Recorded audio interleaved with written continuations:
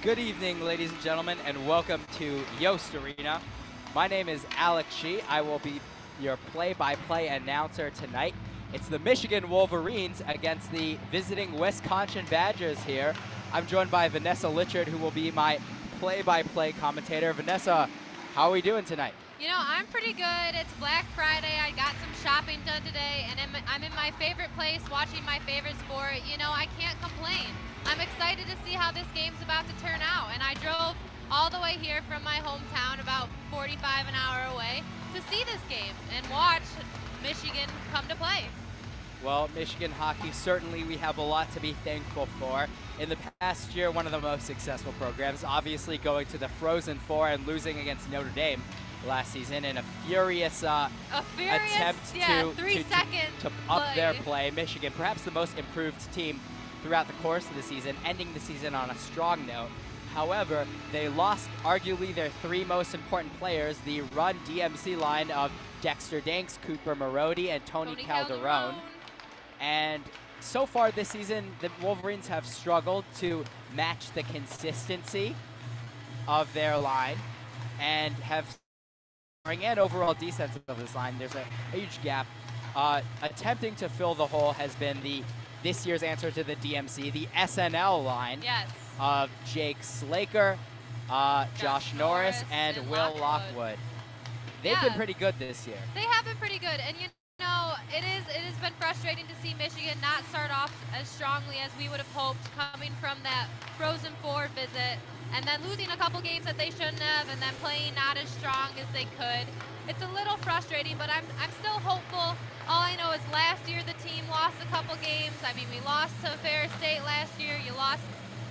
I think we beat Vermont twice, but anyway, it was still a little rough start last year, and this year, since it's been a little rough, so to say, doesn't mean it's going to be a bad season. We still have the whole second half, and we still have so much room for improvement from Michigan.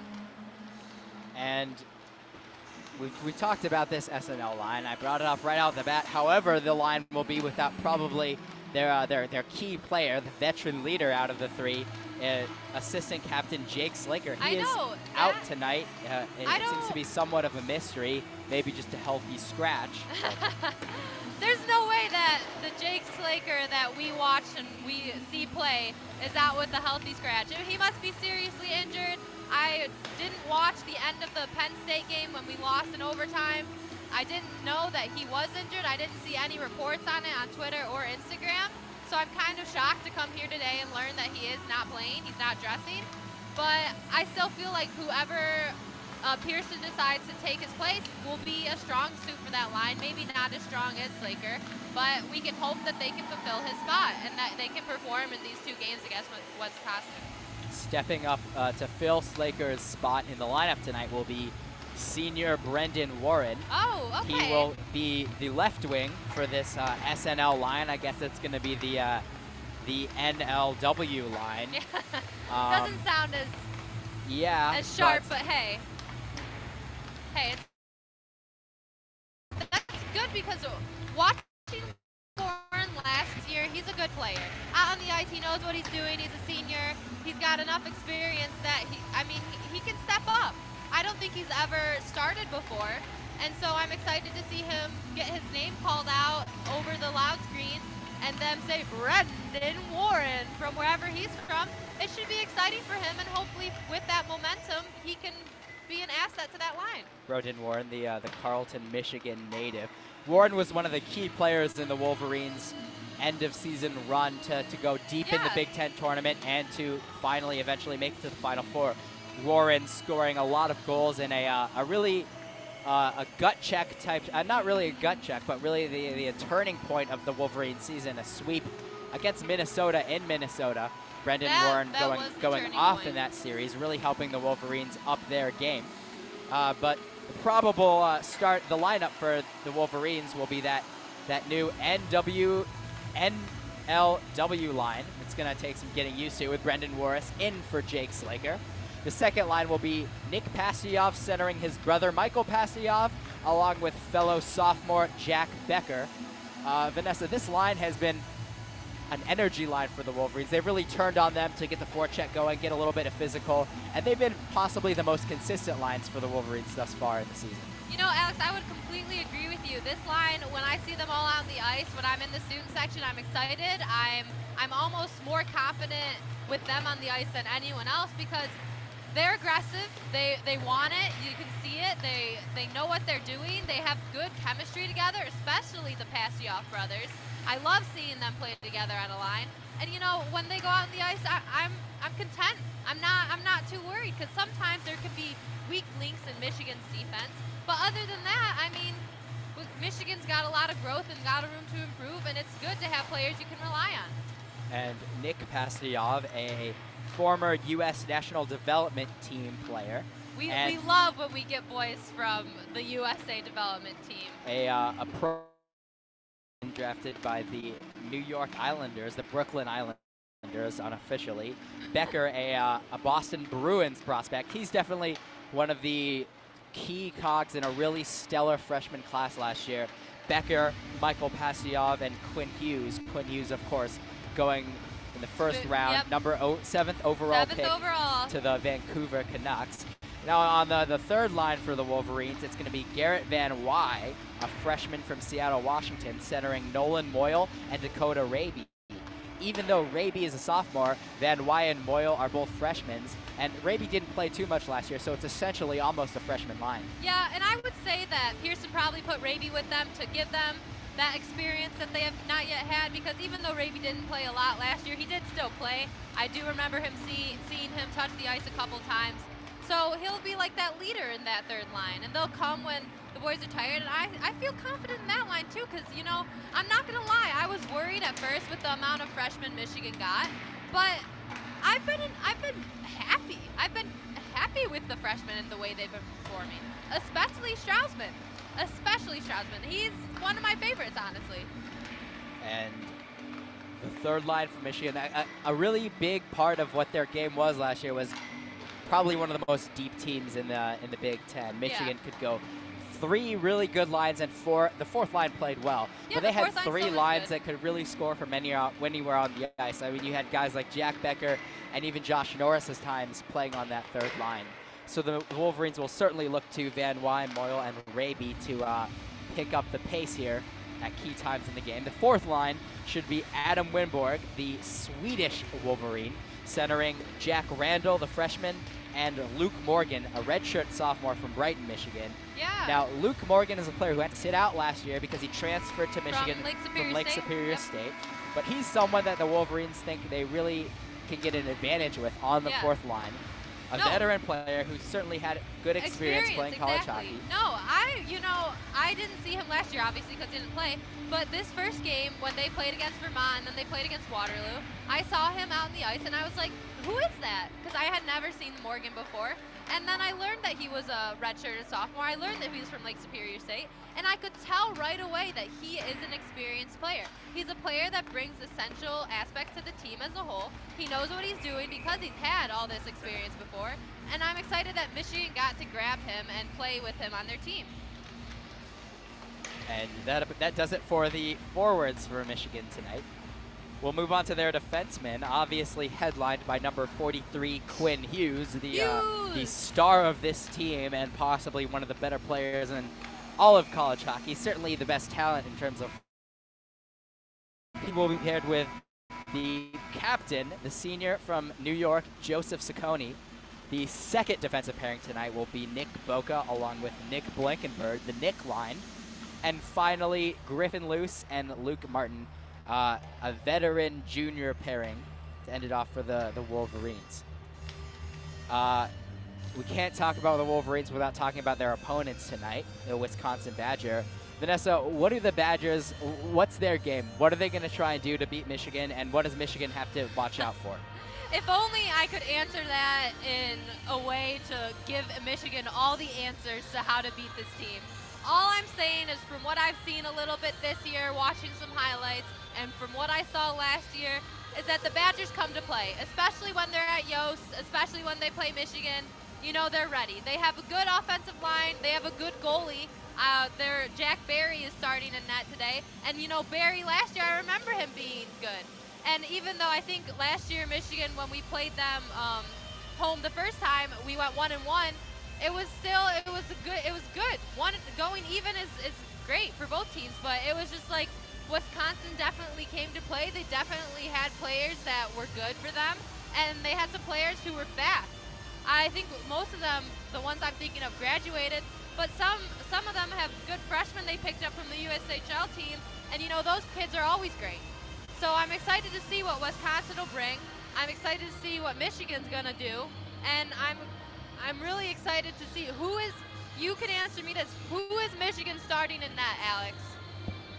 Tonight, Hayden Levine, right. the sophomore, junior, is expected to start. Yep. Okay. Now, you mentioned Barry being a possible strength for the Badgers here tonight.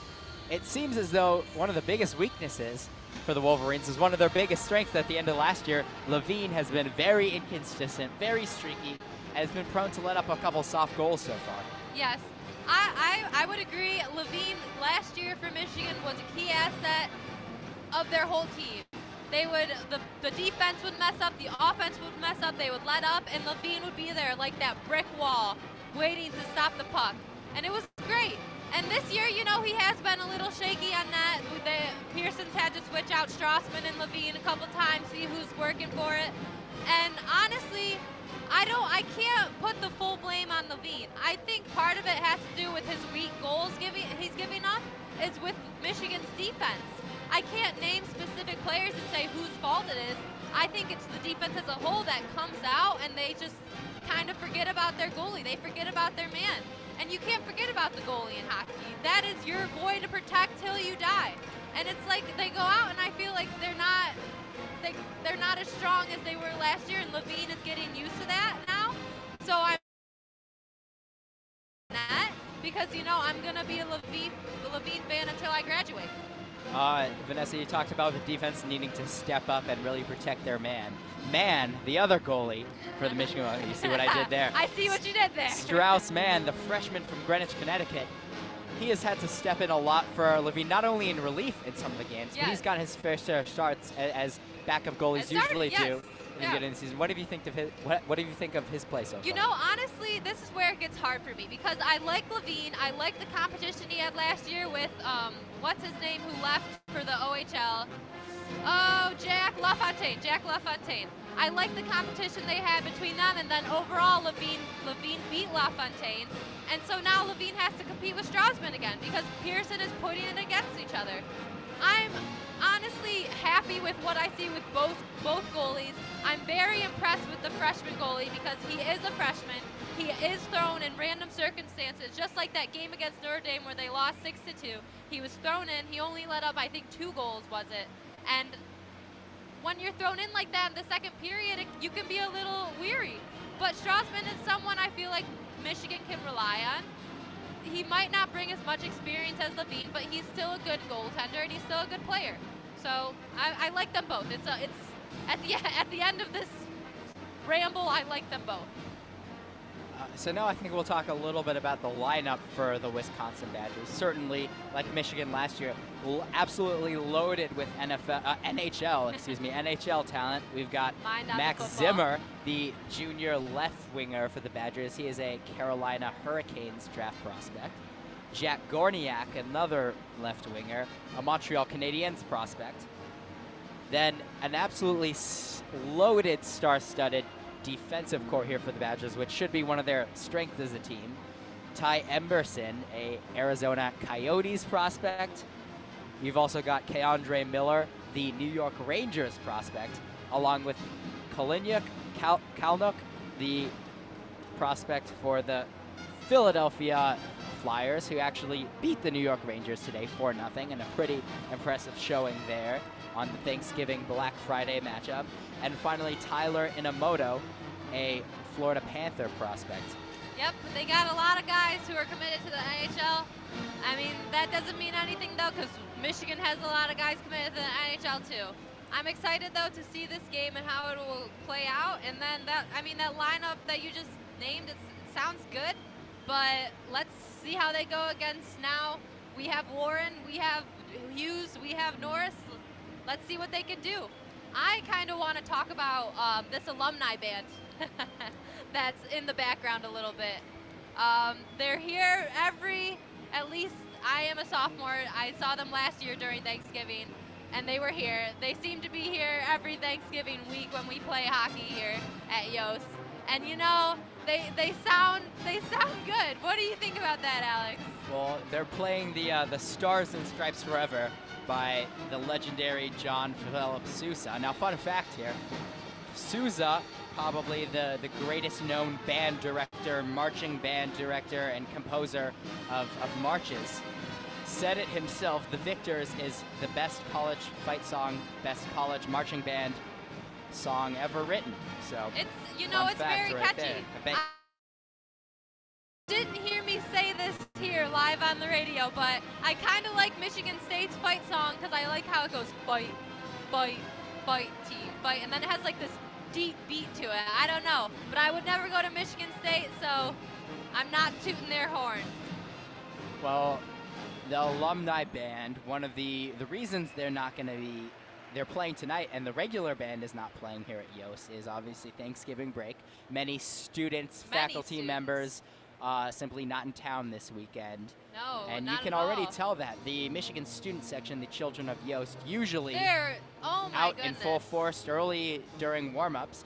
The student section is not even barely a third full right now, Vanessa. How do you think that's going to impact the game if it does make an impact at all? Well, coming from me, who is a student section here at Yost, there's not going to be as many chants. They're not going to be as loud. They're not going to be able to get into Barry's head as much as they did last year, because I know there was a bunch of, how do you say, lucrative chants towards Barry, as there always is against the goalies. I was expecting more people here. I know that it's Thanksgiving, but looking now at the children of Yost, they're bare. They're naked right there. Half of their student section to the left of them is not even standing up. They weren't.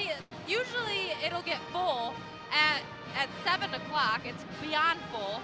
And if you come at 7, you're gonna have to sit on the other side of the student section, whether you like it or not. And it's like the whole student section very first both sides that is at the main center. I'm looking to see if any of my fellow student section leaders are there, and I only honestly see one of them. I just see a bunch of other cool kids in the front row, and I'm happy that they get to experience that front row hockey.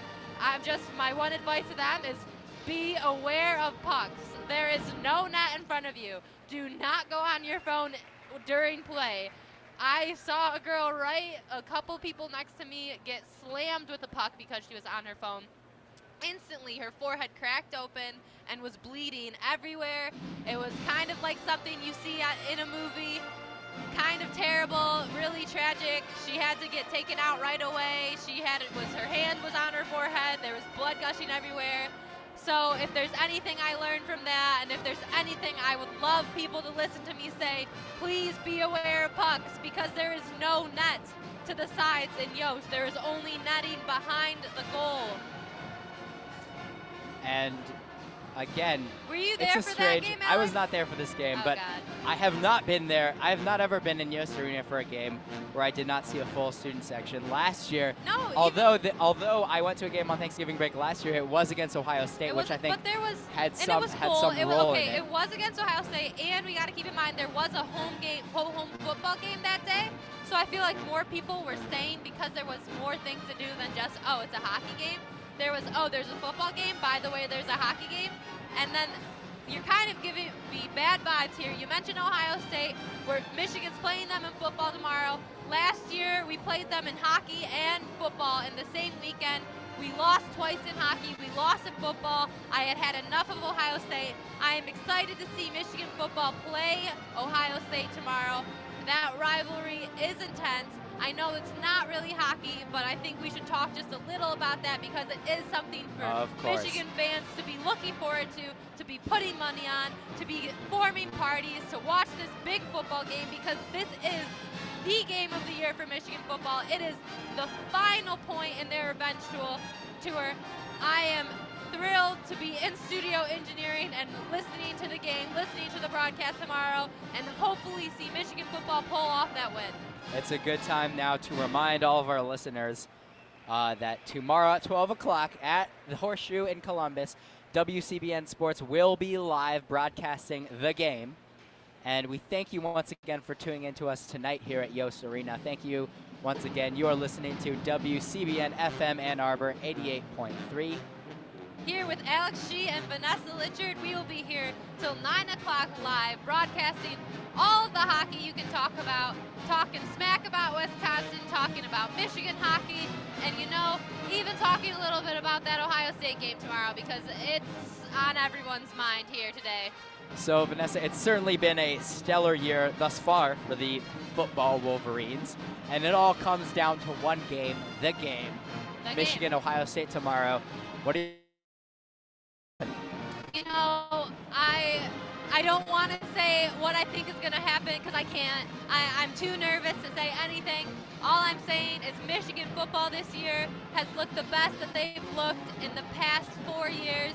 We have Winovich, who got injured on Saturday, but I think and I heard from reliable sources that he is going to play tomorrow. I am excited to see him continue his revenge tour. I am excited to see everyone go out and get that revenge tour. They got it against Michigan State. They got it against Wisconsin. I'm excited. I only have high hopes for tomorrow's game, and if it doesn't go the way that I hope to, honestly, I might just curl up in my bed with a ball of ice cream and just eat it and mourn out my feelings in video games. Well, it so certainly, it goes my way. Certainly in our lifetime seems to be the most important matchup between these two, as Michigan appears to be on its way. Yes. Don't want to jinx it Don't to the college football playoffs. Oh my gosh, that would be amazing. The game is at 12 o'clock, as always. A noon game. Michigan having only won once in the Horseshoe since the turn of the century, and have only won 3 times since then.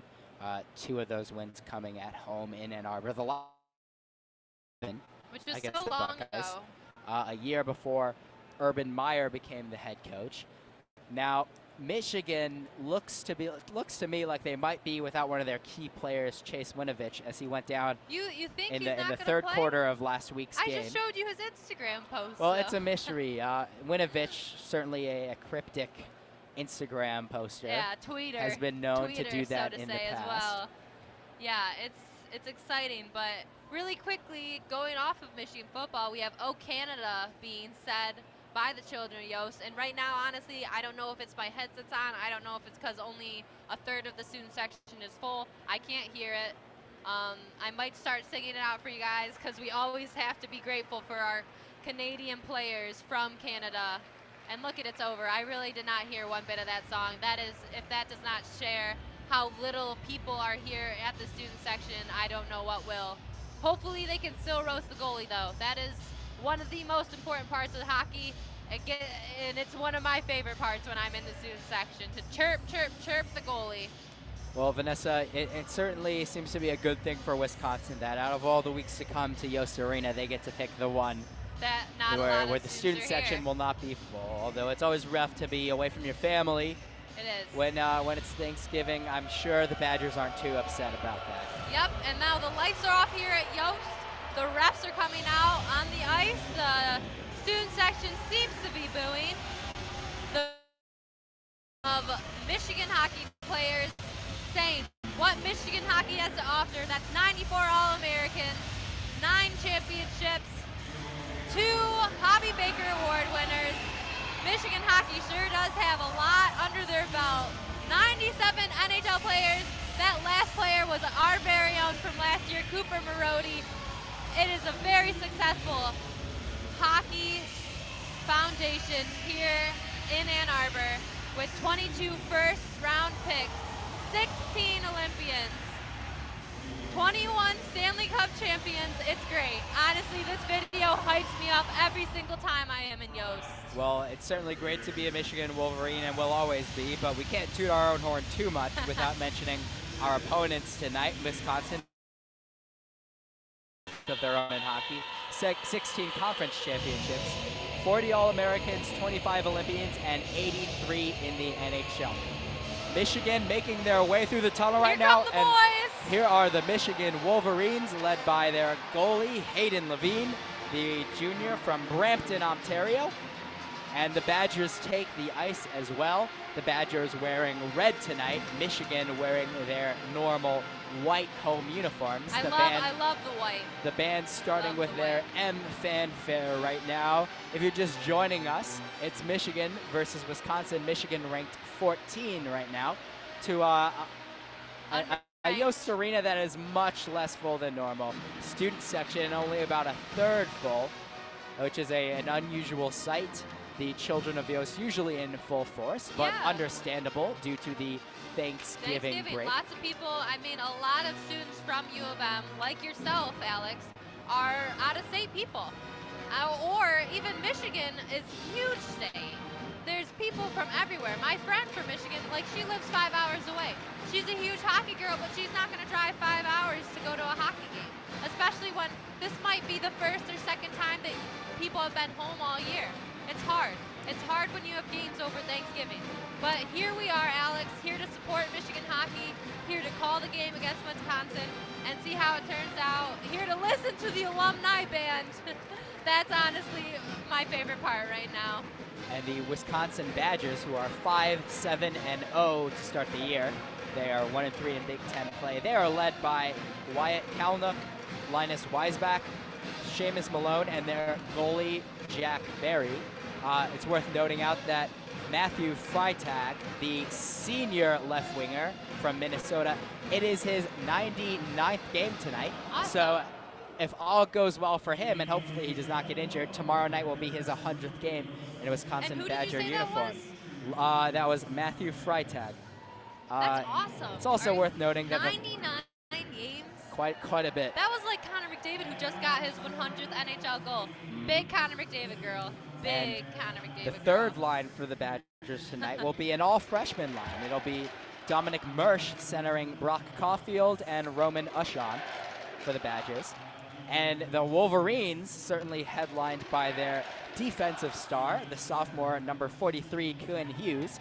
The SNL line for the Michigan Wolverines will be without the S. WNL? It'll be the WNL with Brendan Warren filling in for Jake Slaker tonight, who is not dressing. Again, hopefully at some point an answer will be given to us about what happened to Slaker. But now we have the lights off again, the music is on, it's Eminem's Lose Yourself here in the Yost Arena, and we are waiting to hear that starting lineup. Oh my gosh, this is one of, again, my favorite parts when it gets dark, the music blaring, the screen's going, Michigan hockey. For our starting lineup. And our goaltending matchup tonight will be Hayden Levine versus Jack Berry, experience against experience. Quinn Hughes getting the start as expected on defense. He will be paired with number 33, Joseph Ciccone.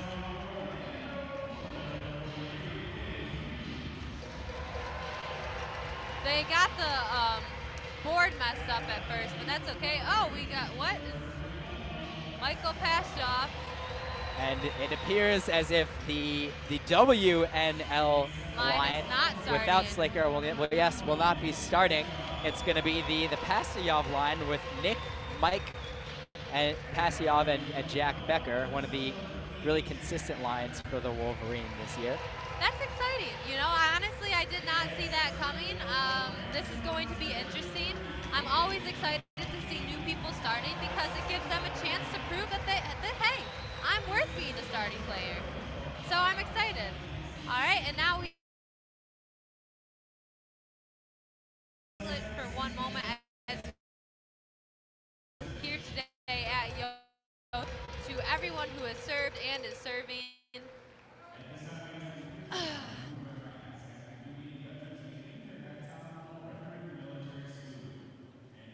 And now we will give it to the alumni band for the national anthem, the Star Spangled Banner.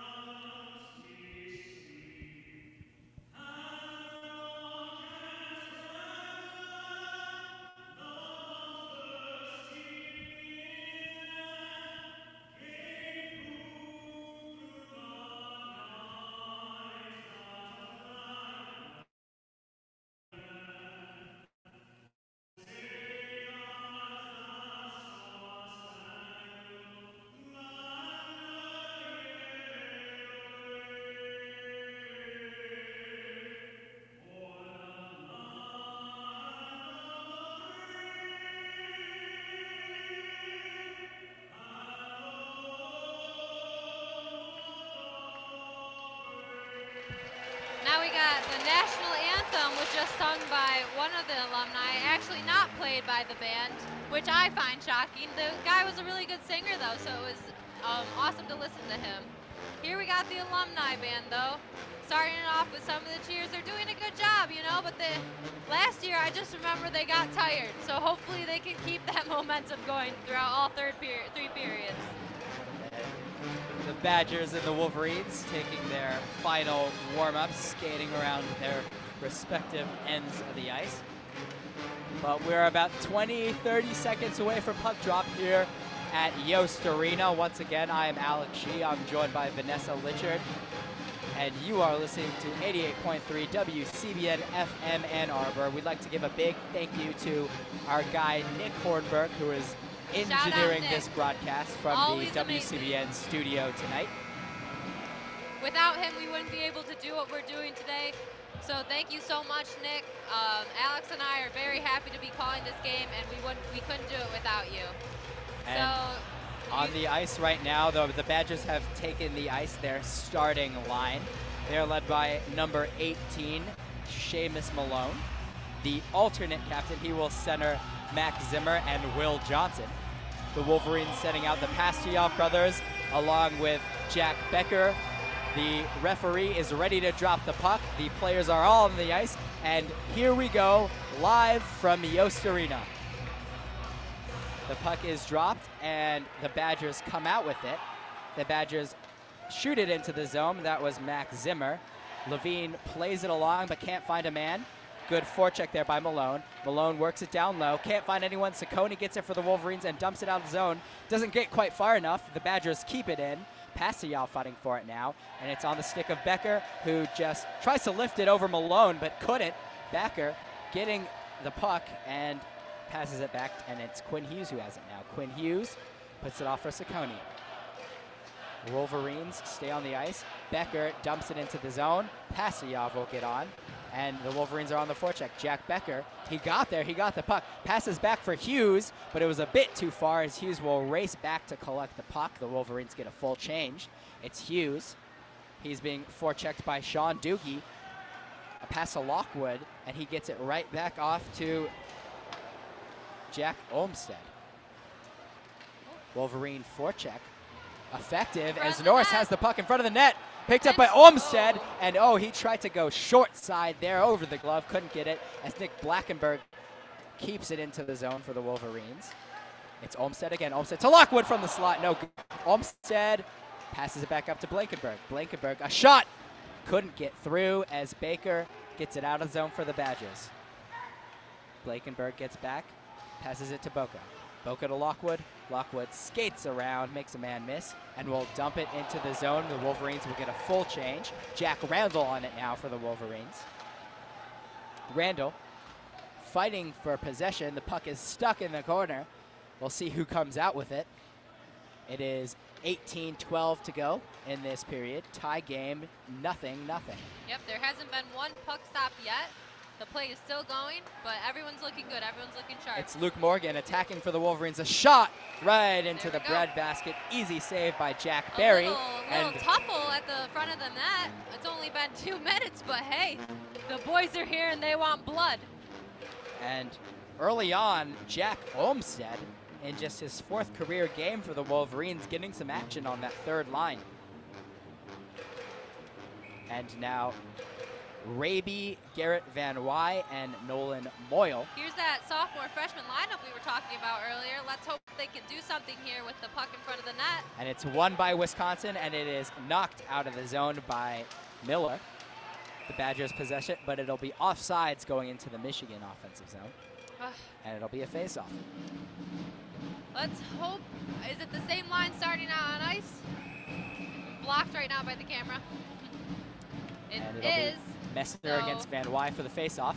Won by Van Wy. Michigan has it. It's Luke Martin. Luke Martin scrambles back, passes it across to Luce. Luce to Raby, and it's dumped into the Wisconsin zone. Barry plays it. Can't find a man. Freitag tries to get it, but Martin right on him with the defensive pitch. Pass back by Freitag, and it's up.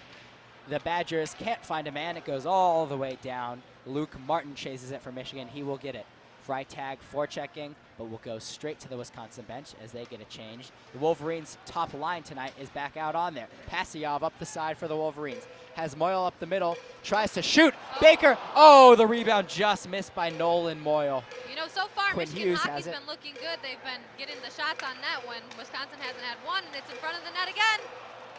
Passiov, rebound, passes it back to Hughes. Hughes across the ice to Ciccone. That shot is blocked by Zimmer. And the Wolverines battle for it down low. Passiov, and has it stolen away by Emberson. Emberson of the Badgers poking at it, but Becker gets it back. Becker looking for a man, has Passiov down low. Passiov cannot get it. A good poke check, but it's stolen back by Hughes. Hughes across ice to Ciccone. Ciccone, oh, a shot deflected wide of the net by Nick Passiov. Again, the Badgers battle for it. Good tonight.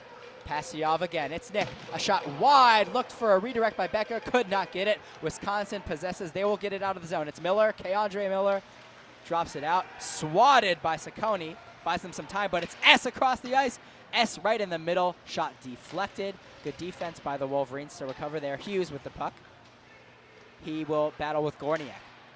It's Miller now, and back to the Wolverines. Mike Passiov dumps it down, not quite far enough, but the Wolverines will still get a change nonetheless. Shot down to Levine. He had some trouble with it. Boca comes to the rescue. Boca can't get it out, and Miller steals it back. It's Baker now for the Badgers. Has Gorniak. Gorniak cycles it down low. Baker again. Baker in the middle for Doogie. And Doogie tried to pass it back to Tischke, but Tischke was not ready. It goes all the way back to Baker. Excuse me, Barry, the goaltender. Wisconsin with the puck. Good hit by Lockwood, and now it's Michigan yet again. Michigan, it's Boca. Boca up the middle for Lockwood. Makes a man miss as they're going to the side. That was steered away by Barry, and Wisconsin gets the puck back. They have it in center ice. This is Mersch for the Badgers. Mersch looking for a man, can't get anything, saved by Levine. Puck sent behind the net. Mersch has it, but it was stolen by Josh Norris, the star sophomore for the Wolverines. He gives it to Norris, and Norris sends it into the Wisconsin zone for a change. Looked like a hold by Barry there, but it wasn't called, so the puck is still in play. It's been aggressive out there for both teams. They've already tussled a couple times, even though it's only been a couple minutes into the first period, and now Wisconsin has the puck, and they're looking to get it up the ice, but Michigan defense is strong. They're looking good. And there's 14 and a half minutes to go in this game. 0-0 in the first period here at Yost Arena. Michigan sent it into the zone, but quickly dispossessed. The Badgers now fight for the puck. They will get it. Kalnuk gets it out of the zone, and Luce has it for the Wolverines. Luce up to Raby, couldn't handle it. He'll get off the ice. It'll be a partial change for the Wolverines. The Badgers will look to get things going quickly here in transition. And it is still a 5-1 on shots with Michigan in the lead with that. It's now in Michigan's zone with behind the net with Levine. And the Badgers have it. It'll be Freitag down low. Looks for a man, but stolen. Good positioning there by Van Wy as the Wolverines break out of the zone. Positioning. Jack Becker sends it deep. That was Zerbel who had a good pass there to the slot, but once again, good defense by Van Wy. Michigan keeps it into the zone. It's Jack Becker working on Tischke, but Tischke sends it off to Freitag, who dumps it into the zone. The Badgers will get a change. They needed it. That line was out there for a while. Levine, an ill-advised pass to Ciccone. Luckily, Pastelov was there for support. He takes the puck, but it's one right back for the Badgers. A shot blocked away by Pastyov, and Nick Pastelov, a key shot block on a missed pass by Quinn Hughes. It's the Badgers again. It's Zimmer, but he is worked on by Quinn Hughes. He gets by him, though. Zimmer driving to the net will have to go around. Has a man at the point. It's Emberson. Emberson, a shot. Can't get to the net. Ciccone had good defensive positioning. Ciccone battles for it, sends it out of the zone, and it'll be a change for the Wolverines. The Badgers have it here. Oh, there was a break in the defense. Malone almost made them pay. A save. Big save. Does it go into the net? And wow, a wild turn of events there in the middle of a change. The Badgers had a nice pass. It was the wrong time to change for Michigan hockey. They had a Badgers player waiting, and not to be offsides, but on accuracy to get the puck right as they cross the blue line, right as the boys are changing. and he came in and they tried to score. It was 1 deflection, 2 deflection, 3 deflection, 4. It was kind of crazy, and you know, it was good. Levine blocked in both shots. It was very impressive. And it was Keandre Miller, the Badger defenseman, who in the midst of this Michigan change skated all the way up to find open ice. He had a breakaway almost, and a really good save by Levine to keep his team in the game there. The Badgers got a second chance opportunity off the rebound, in which the puck went high into the sky, could have dropped back down into the net for a goal. Luckily, Levine did just enough to keep it out of the net. The score remains tied with 12:47 to go as we have our first break in the action in a couple of minutes. Very impressed with how Levine just covered the puck. Well, not even covered the puck, but got the puck not in the net. It ended up being a tussle in front of the net. Again, Wisconsin and Michigan are kind of going at it today, but it was good. It was impressive. And now the puck's in action. Morris versus Baker for the faceoff, won by Baker. A shot back from Kalinuk was wide of the net, but the Badgers able to keep possession of the puck. It's Baker. Good job by Boca. A shot saved by Levine. It's Kalinuk again. Kalinuk, good defensive positioning by Blackenberg. He was able to block it.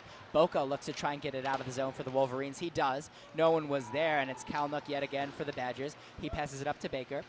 Looking for a man, but was canceled out by Blankenberg. A good shift for Nick Blankenberg, the freshman. The Badgers circling back in their own zone. They get it to the neutral zone. It's Gorniak with the puck. And Blankenberg passes it up. He stole it, and the Wolverines have it.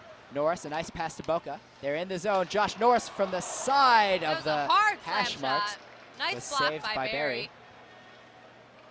It's Ushon for Wisconsin, who passes it out. They look to get some offense right here. Carrying up the ice is S. S, a shot, easy save by Levine, but there was a rebound picked up, and the Wolverines able to get it back. It's Luke Martin now for Michigan. Luke Martin with the convoy. Luke Martin, good defensive play by S to block it with his skate, and now it's the Badgers' turn. Shot into the ice by Caulfield, and it'll be played by Levine, who shoots it out of his own zone right back to the Badgers. Tischke for the Badgers. Can't find a man, shoots it into the Michigan zone. Michigan gets it back. They take it into the offensive zone. Adam Winborg, good hit by Miller to lose possession. And loose. It looked like a dirty hit, but actually I think he just fell down head first into the boards. Potentially dangerous play here, but we can't talk about that because the Badgers are on the defense, on the attack, excuse me. And Luce goes straight to the bench without a stick. He landed head first into the boards, looked pretty painful, kind of hung out on the ice for a little bit, didn't really look like he knew what was going on, but he's off the ice now, and it is Wisconsin's puck in their zone behind the net. It's Zimmer with it. Two Wolverines meet him there. It is a battle for the puck in the Wisconsin zone. The left hash mark. Michigan comes out of it. Raby dispossessed by the Badgers, but Van Wy gets it right back. Van Wy to Saccone. Van Wy looks to shoot. Good poke check there by Zimmer for the Badgers, and Wisconsin regains possession. It's Miller now who will hold it as the Badgers go off for a change. Keandre Miller, the New York Rangers prospect, gets it off to Emberson, down to Malone, and Badgers send it right back in. The Badgers on the puck. They steal it away from Levine after an ill-advised pass yet again, but Quinn Hughes there to save the day. Raby streaking down the side now for the Wolverines. Doesn't look like he's going to get much of a shot. He sent it far wide of the net, but the Wolverines get it right back. It's a battle for the puck as Van Wy met by two defenders, and Wisconsin comes out of it. They send it down. Malone can't quite hold on to the pass, and Quinn Hughes dispossesses him. Hughes into the Michigan zone, looking for a hard cross-ice pass to Becker. Couldn't find him. And now the Badgers in transition. That shot by Doogie, the goal-scoring leader for this Badgers team. He has 7 on the year. Tried to dump it into the zone, but it went straight into the Wolverine bench. It'll be a stoppage of play. Once again, it is 0-0 here in the first period of tonight's game. There is 9 minutes, 28 seconds to go. Yep, and Michigan hockey is looking good. So is Wisconsin, though, as the score sets for itself 0-0. it looks at first that Michigan hockey was dominating with 5 shots to 0, and then they came back, and now Michigan has 6 shots to 4 Wisconsin shots. Honestly, both teams are looking even right now. Both goaltenders are playing well. It has been an aggressive game, and I'm excited to see how the rest of it goes. Excited to see where it's going to end up. I'm kind of impressed, though, with Wisconsin and how they've been playing. And as you just mentioned, Doogie used to be one of my favorite players on his USHL team.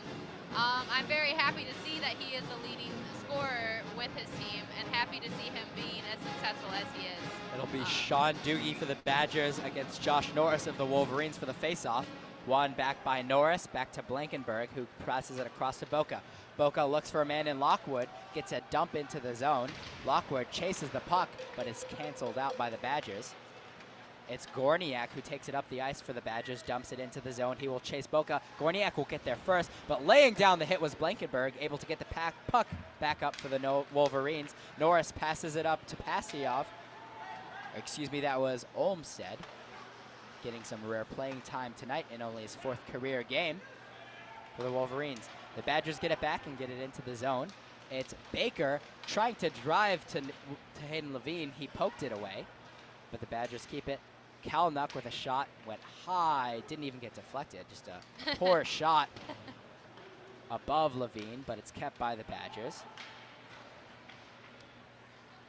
It is Badgers puck right now. They're kind of flanking it around. It is Jesper a Peloton. push from behind. Surprised that wasn't called on the Wolverines. But it is, again, now the Badgers puck back in their zone. It is an aggressive game here. People are getting slammed in the board, getting tripped. I didn't know there was such an intensity between these two teams, but it is obvious on the ice that there is an intensity. Barry had the puck, he dropped it, gave it away to his players, and now Wisconsin is skating up the ice.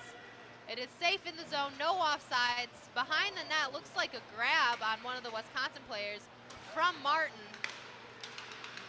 And it's Emberson, passes to Miller. A good shot got through to Levine. He was able to stick it away, though.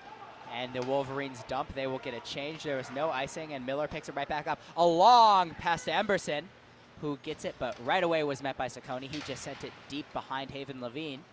Randall fighting for the puck. He will go against Messner, and Randall comes out with it. He passes it back to Hughes, who almost gave it away. He did. A shot, 2-on-0, no good. Messner missed the net. It was Freytag and Messner alone on Levine after a missed pass by Quinn Hughes. He whiffed on it. Yeah, excuse my surprise in my voice there. I couldn't help but go, oh my goodness, what just happened with 2 Wisconsin players in front of Levine with no one to stop them, and then they still do not even shoot the puck, really. I would have called that a whiff, but the puck is now back into Wisconsin's zone.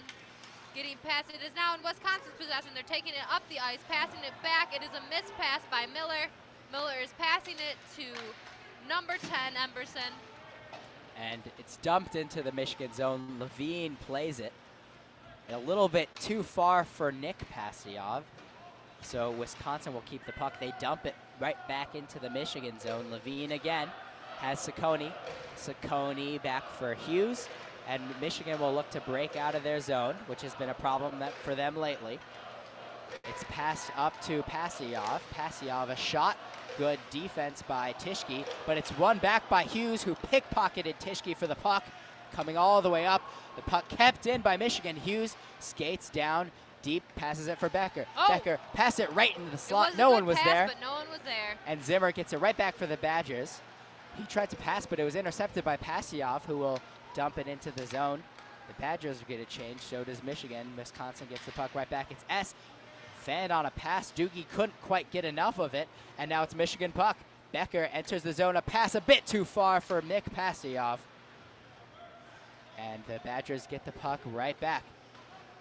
Yeah, it's looking Kalnuck. like a good and even game today. The Badgers are now skating up the ice. It is back and forth, back and forth. Lots of tussles in the corner. The Badgers are playing better than they did in the first 4 minutes, though. Now in Michigan's zone, fighting for the puck is number 16 from Wisconsin, Baker. He was up against what looked like to be Boca. Michigan now has the puck back in Wisconsin zone. Warren, nope. Boca with a shot that went wide. It's Lockwood that gets the rebound. Lockwood looks back. It ended up being thrown aside by the goalie Baker, but right back into the hands of Michigan. Boca has it now. Oh, deflected. That was Doogie with a good deflection, getting just enough to keep it out. Lockwood, good forecheck. He has the puck. Lockwood makes a man miss, has Norris to his side, dumps it right back for Warren, but a good save by Baker. Good save by Barry. It was in his face almost. He had no choice but to catch it from the deflection off of his face mask. Wisconsin has been performing pretty well as of the late, but so has Michigan. These teams, I would say, are evenly matched today. I am enjoying watching this hockey game. It is a good game so far, with both teams going back and forth from one zone to the other. Both goalies are looking good.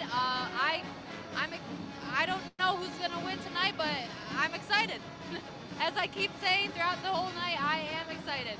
This is one game that I wish more students were here for, because it is a good game, and it looks like both teams are of equal level, and I can't wait to see which team pulls through. And the Children of Yost section now full. It's not quite a student section tonight, as most of these fans are not students. Student, 33% students, the rest are adults, and what looks like some random people in red. Hopefully they're here cheering for Wisconsin and not Ohio State, because I'd honestly prefer them cheering for Wisconsin. It's Wimborg for the looks like Michigan got the puck with the shot right off the bat, but it was going left wide a little bit and did not hit the net. But Michigan is still in possession of the puck. There's a little tussle on the sideboards. We got Martin. Martin's on the ice, loose, shoots it, and it is saved by Barry. It was fast and quick. There's a tussle in front of the net. I'm telling you, everyone listening, it is an aggressive game out here. Nothing has been called yet by the refs, but if this continues and the aggression continues to worsen, there will be penalties here today. And both teams doing a really good job defensively to keep the goalie's vision intact and not let anyone crowd the net, as that faceoff is won by the Wolverines. It's Martin with a shot that went wide, looking for Morgan. He is battled.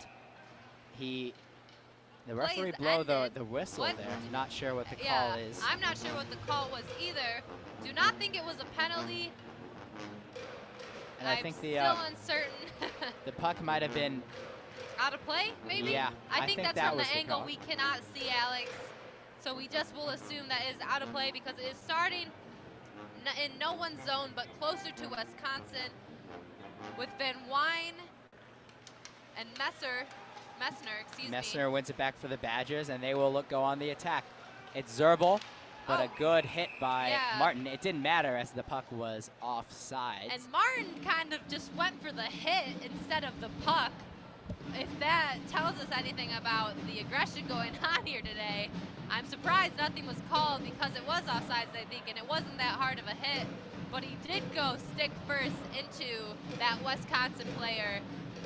And there is 4 minutes and 19 seconds here in this first period from Yost Arena. This period's gone really fast. The score is 0-0. A face-off won by Wimborg again. 0-0. He's had 2 on this shift, and Raby fights for it along the boards.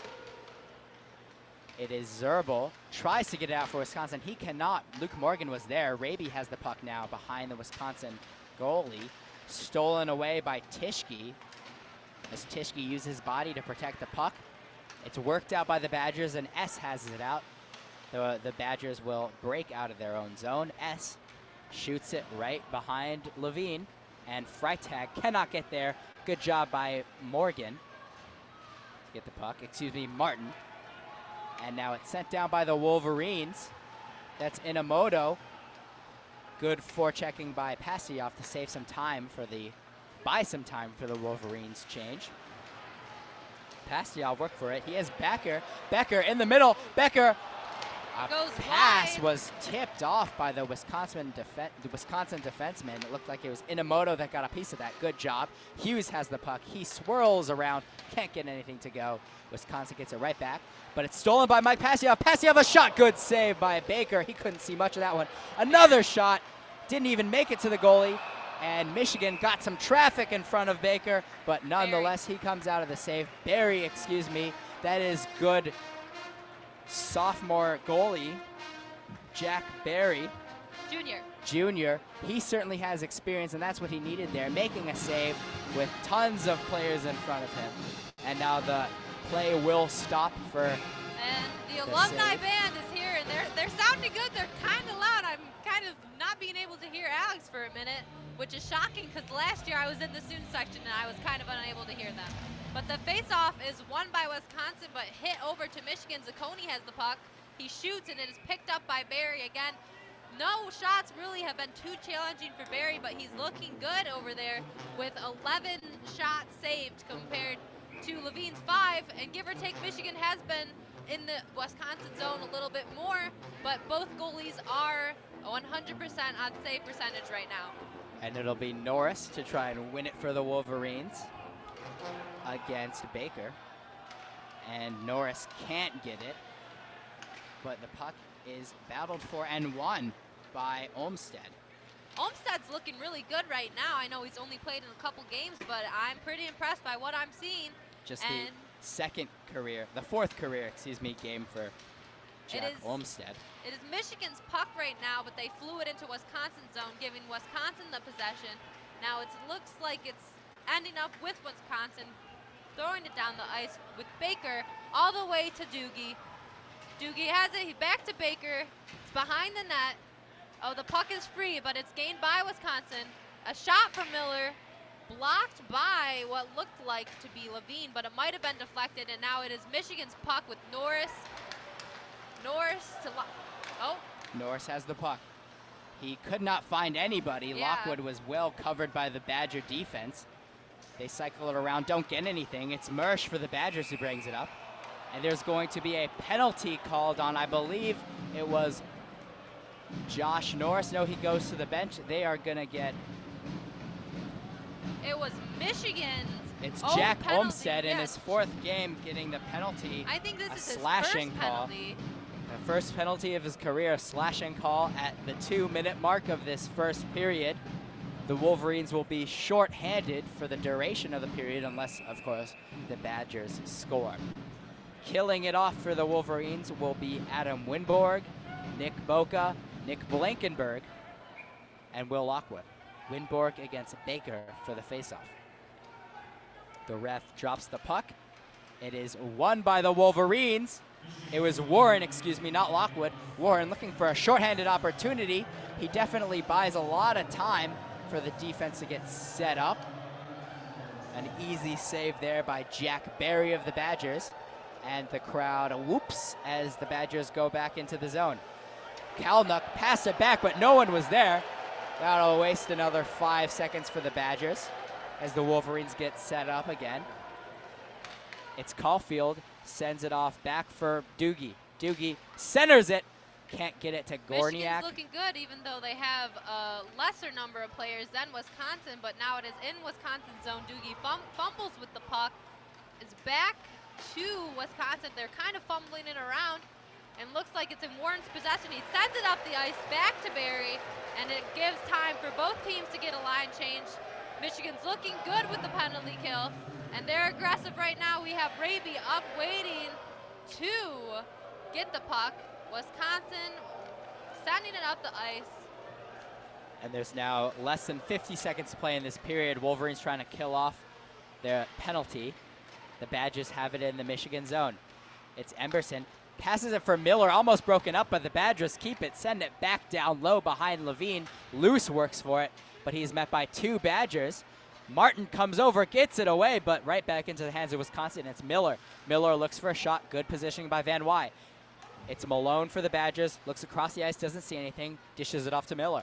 Okay, Andre Miller, a shot, gets through, but a save by Levine. He held on to it as the game remained scoreless with 17 seconds left to go. Just 19 to the Olmstead penalty as the power play unsuccessful thus far for the Badgers. Hopefully we can hope that it remains unsuccessful. Levine has been very impressive just saving that shot. It is 11 shots for Michigan to 6 shots for Wisconsin.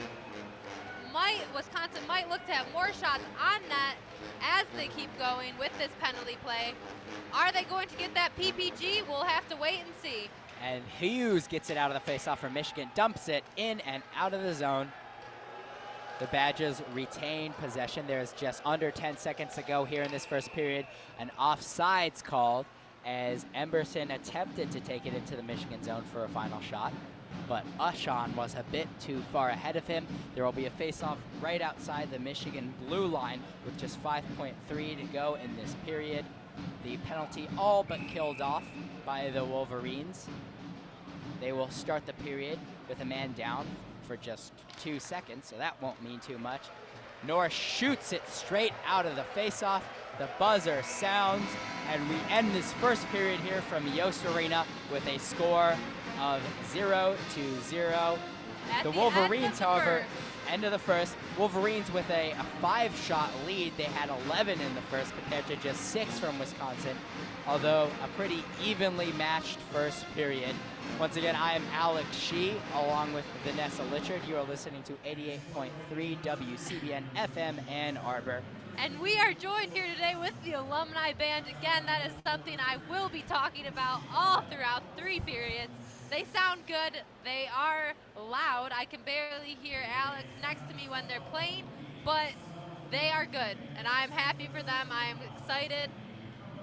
And now I also see that Michigan and Wisconsin are evenly matched. I said this a little bit earlier, but it's looking good for both teams. It's just someone is going to have to score. There's going to have to be an opening. Someone's going to have to mess up from either team because both teams, again, are evenly matched.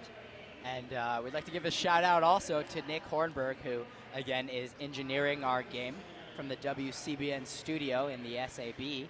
We'd also like to give another shout out to one of our own, Grace Boyles, who is actually the host for the Michigan hockey team tonight in Yost Arena. She's currently interviewing sophomore forward Dakota Raby.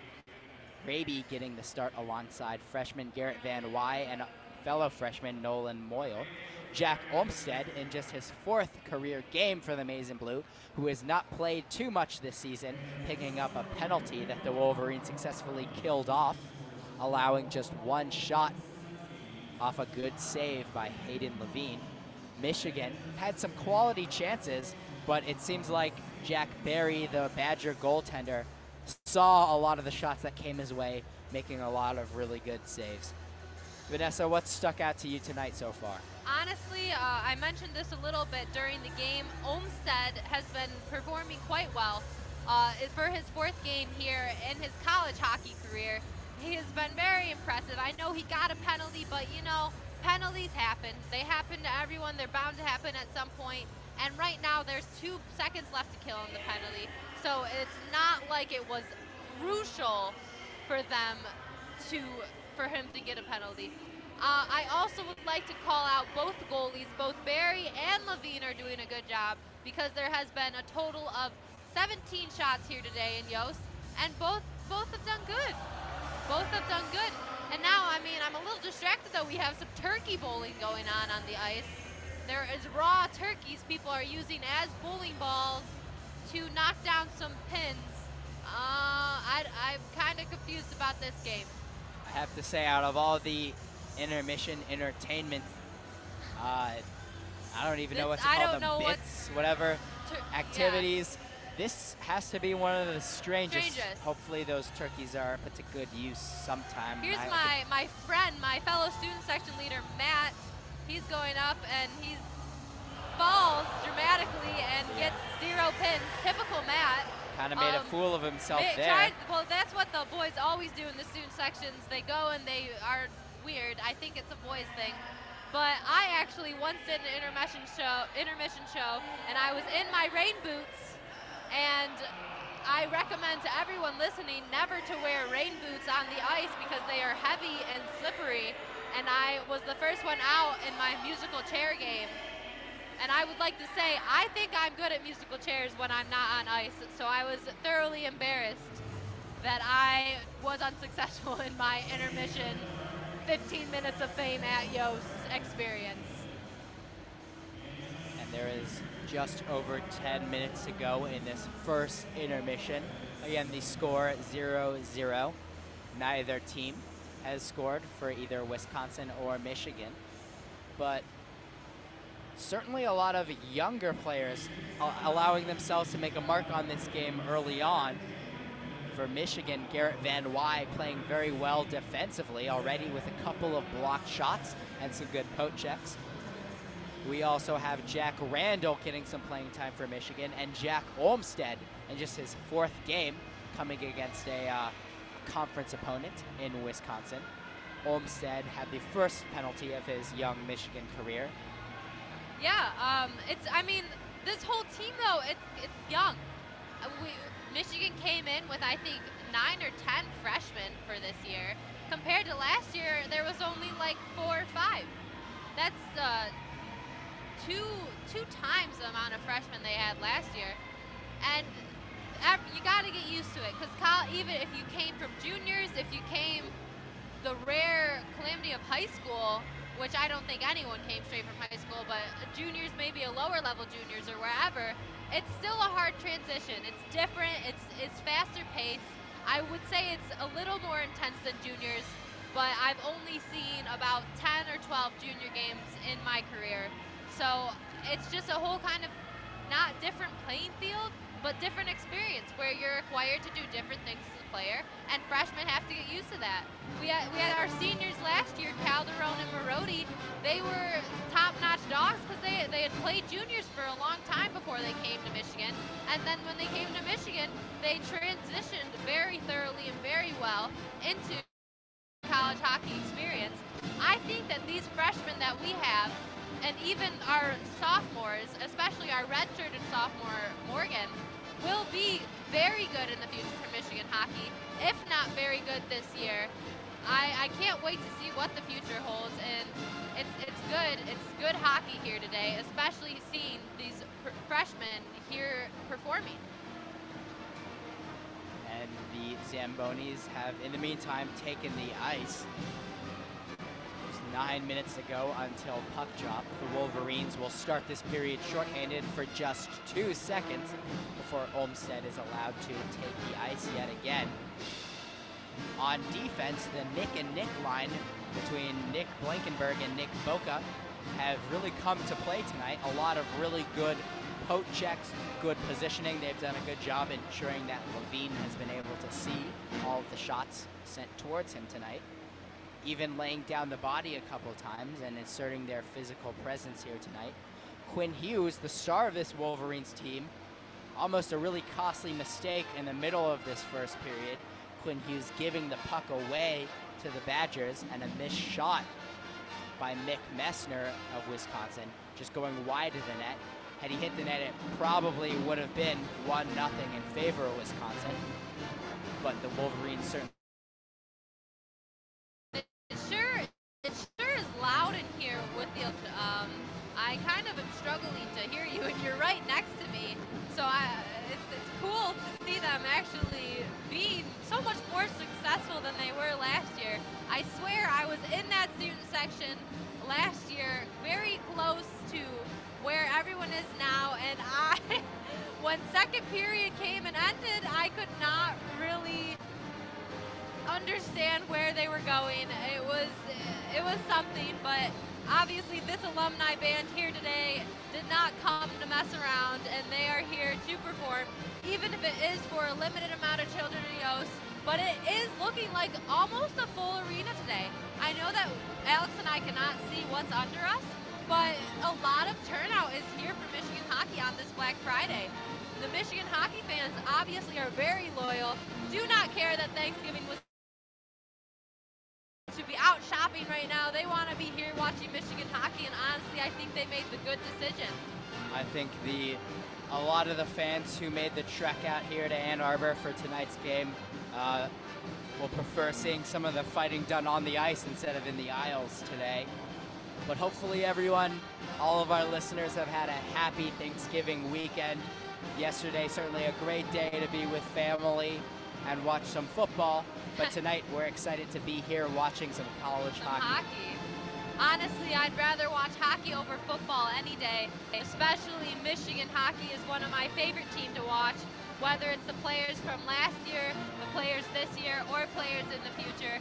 I used to be a Notre Dame fan, But now that I go to Michigan, I have transitioned, and I have transitioned hard, as whenever Michigan hockey plays Notre Dame, I can't even stand to look at them or think about how I used to go to their games as a child, because my dad used to play there.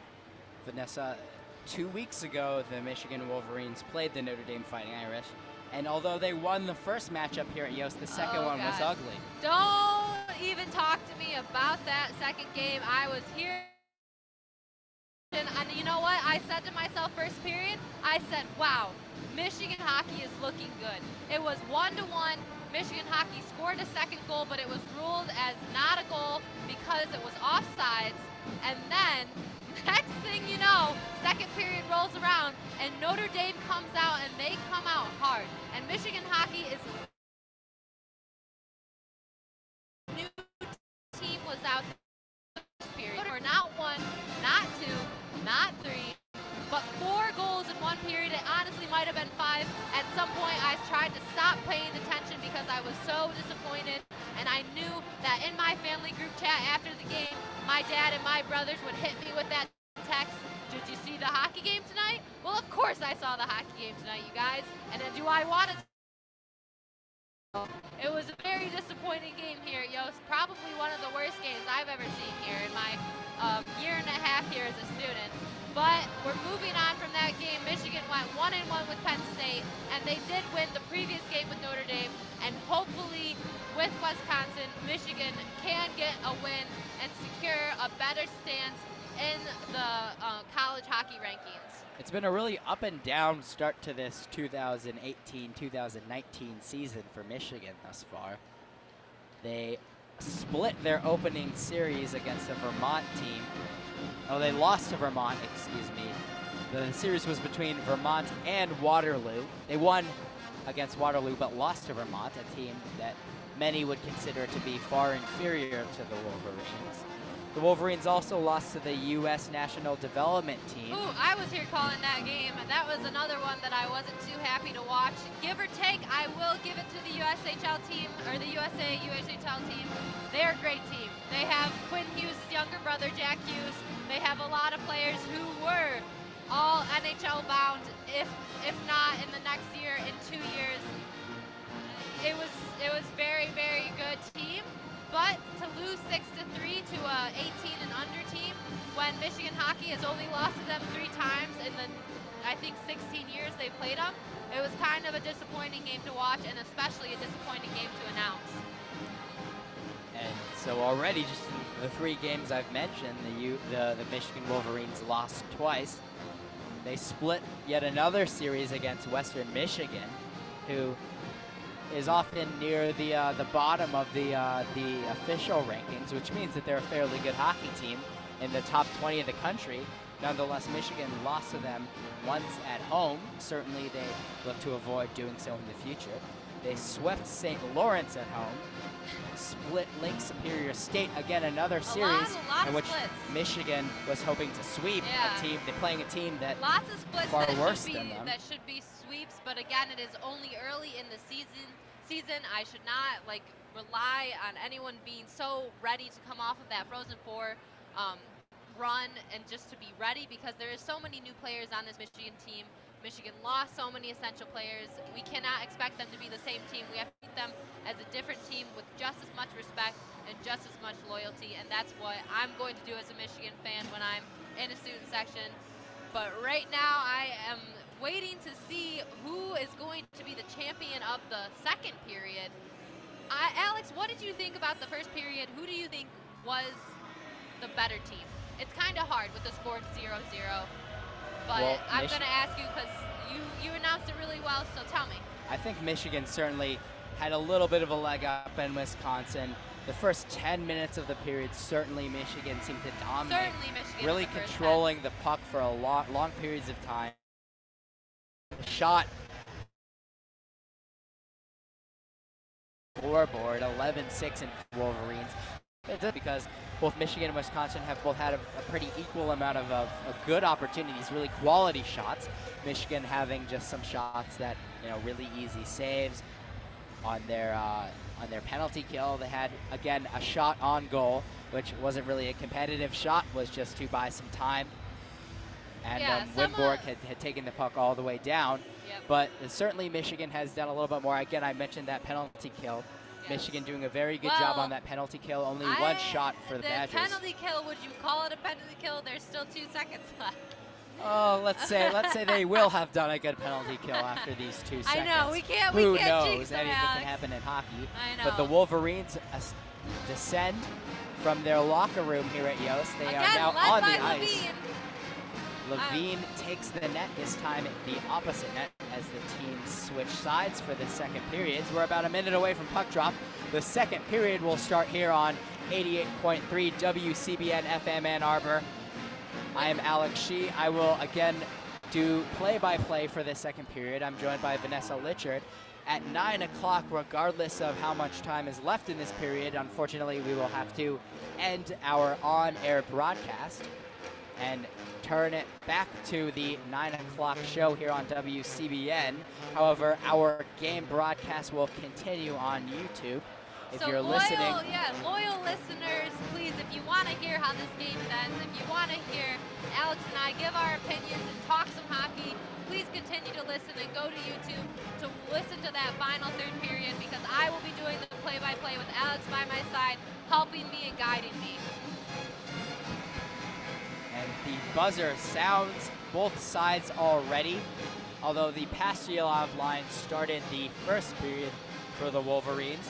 It appears as if the WNL line without Jake Slaker will start for the Wolverines. Now this SNL line with Slaker in the lineup has accounted for 46% of Michigan's points this season.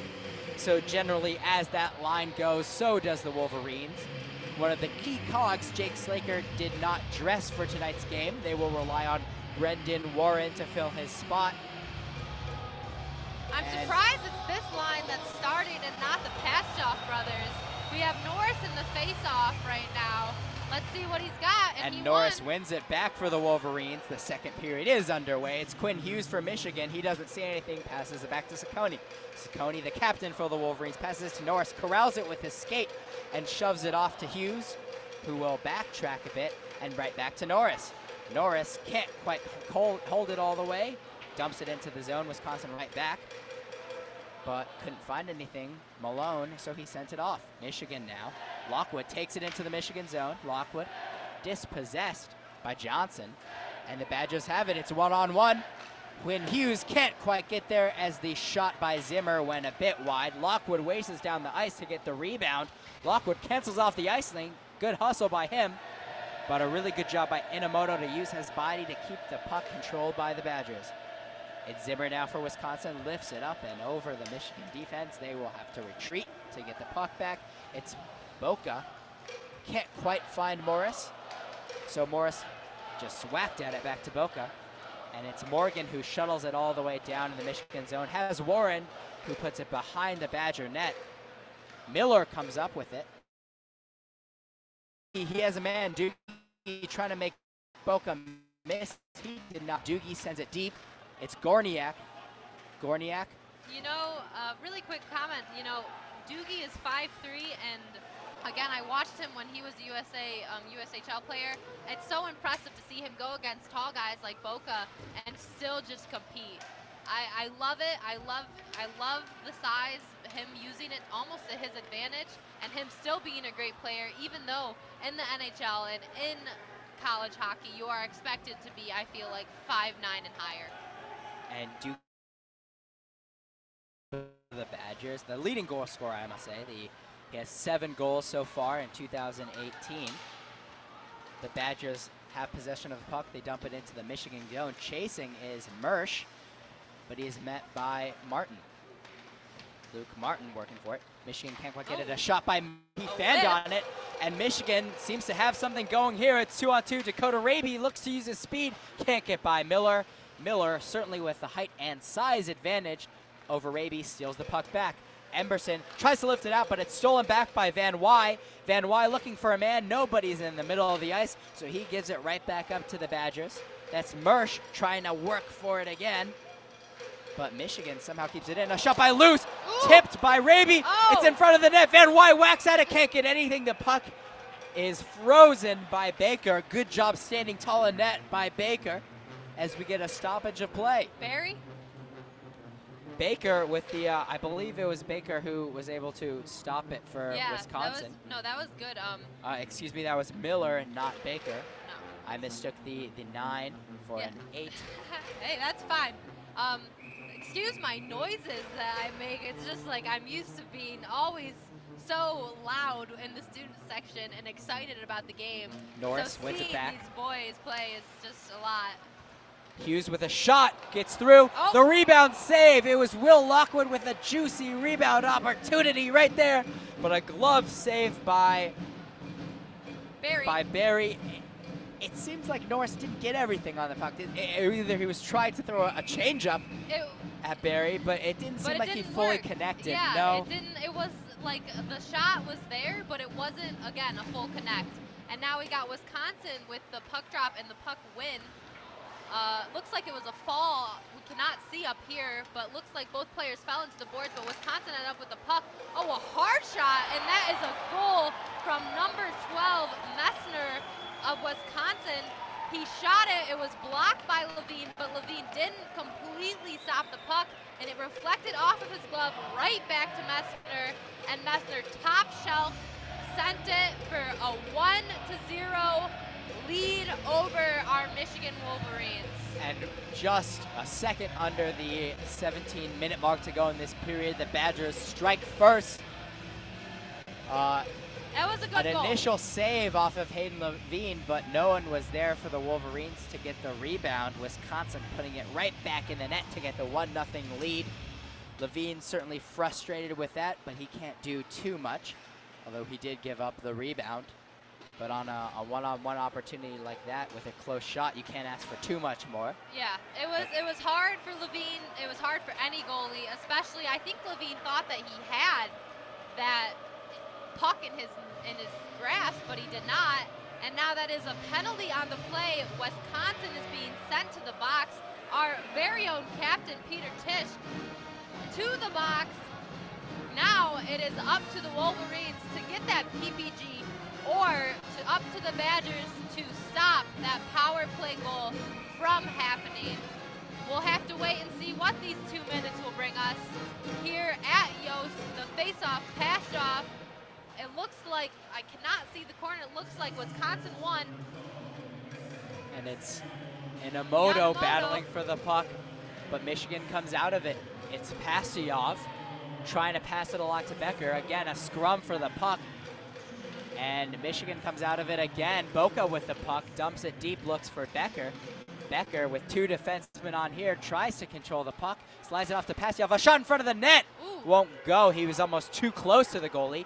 Blankenberg one of the players passes it out to Pastujov. Is without a stick, so really it is 3-on-5 right now. A shot by Pastujov. By Barry. Oh, it looks like it almost hit the post off of Barry's shoulder, off the post and out of play.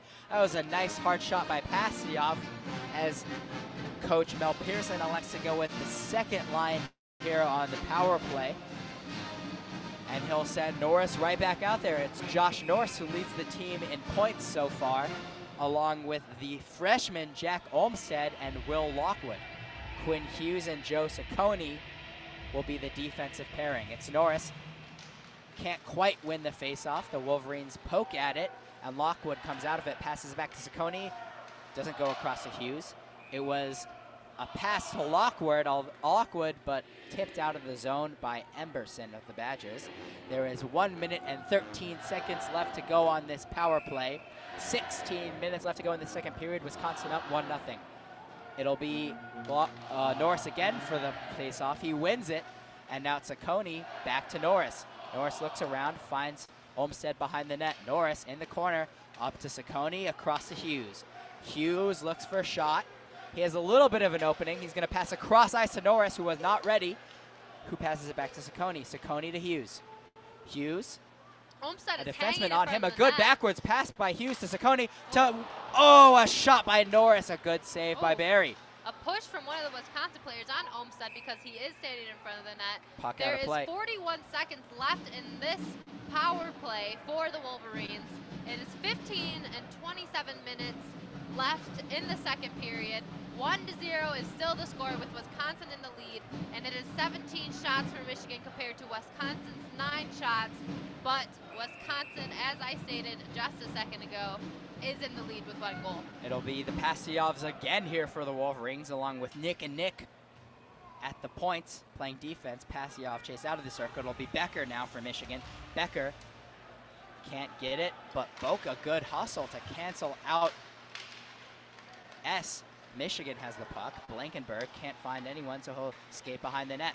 Blankenberg keeps control of the puck. He's going to get it back to Bosa. No, it's intercepted by Zerbel.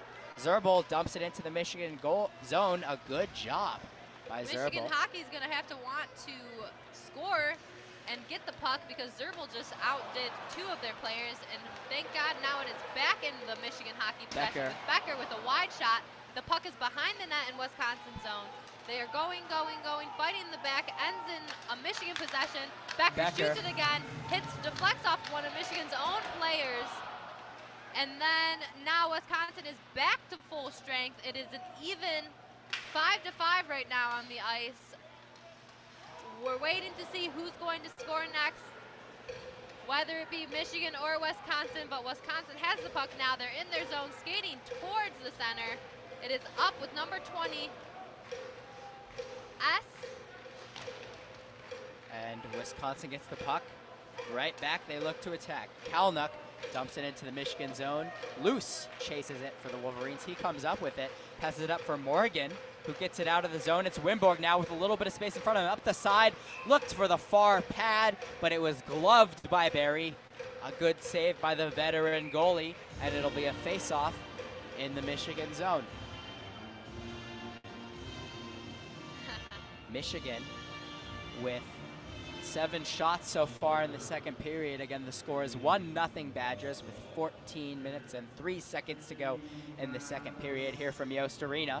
It's looking like a good period, almost as intense as the first. With Wisconsin getting that first goal, first point on the board, it was exciting, but to that first goal, and let's wait to see what Wisconsin can continue to do. I don't know, Levine's looking good in that. Barry's looking extra good with, again, Michigan having 18 shots with 0 goals. That is 100% save percentage. Wisconsin has 9 shots with 1 goal. I can't do the math that fast because I'm majoring in communications, but it looks like Barry has Levine's, but both goals. And Vanessa, what went wrong in there for the Wolverines, unable to score on the power play? Honestly, I want to say it was Wisconsin with the stoppage, but it was honestly the Wolverines doing that to themselves. There was a couple weak shots made by some of the Wolverine players. There was no good shots made. That's kind of shocking when you hear it's 5-3 or 5-4 players on the ice, but it happens. I mean, you can't score every power play. You hope to, but you can't.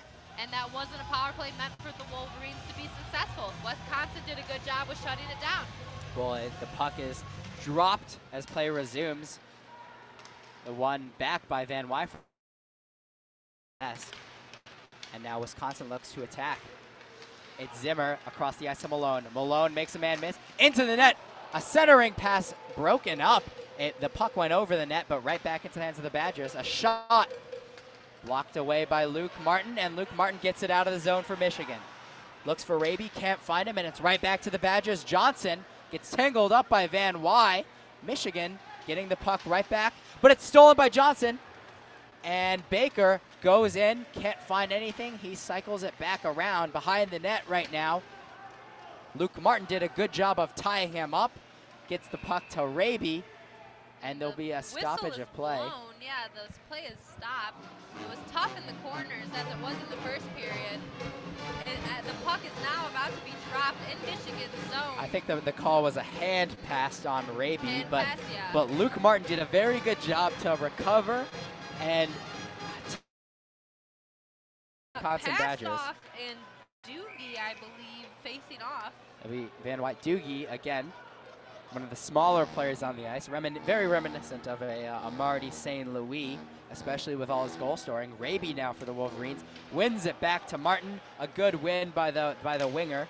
And Doogie got tied up with Raby. I think their sticks got tangled up in one of the other players' helmets. They looked like they were hugging. It didn't look like it was like a rough tie-up. It literally looked like the two players were hugging, but maybe their sticks were tied up and they had to grab each other. It was quite the show here. It was kind of cute.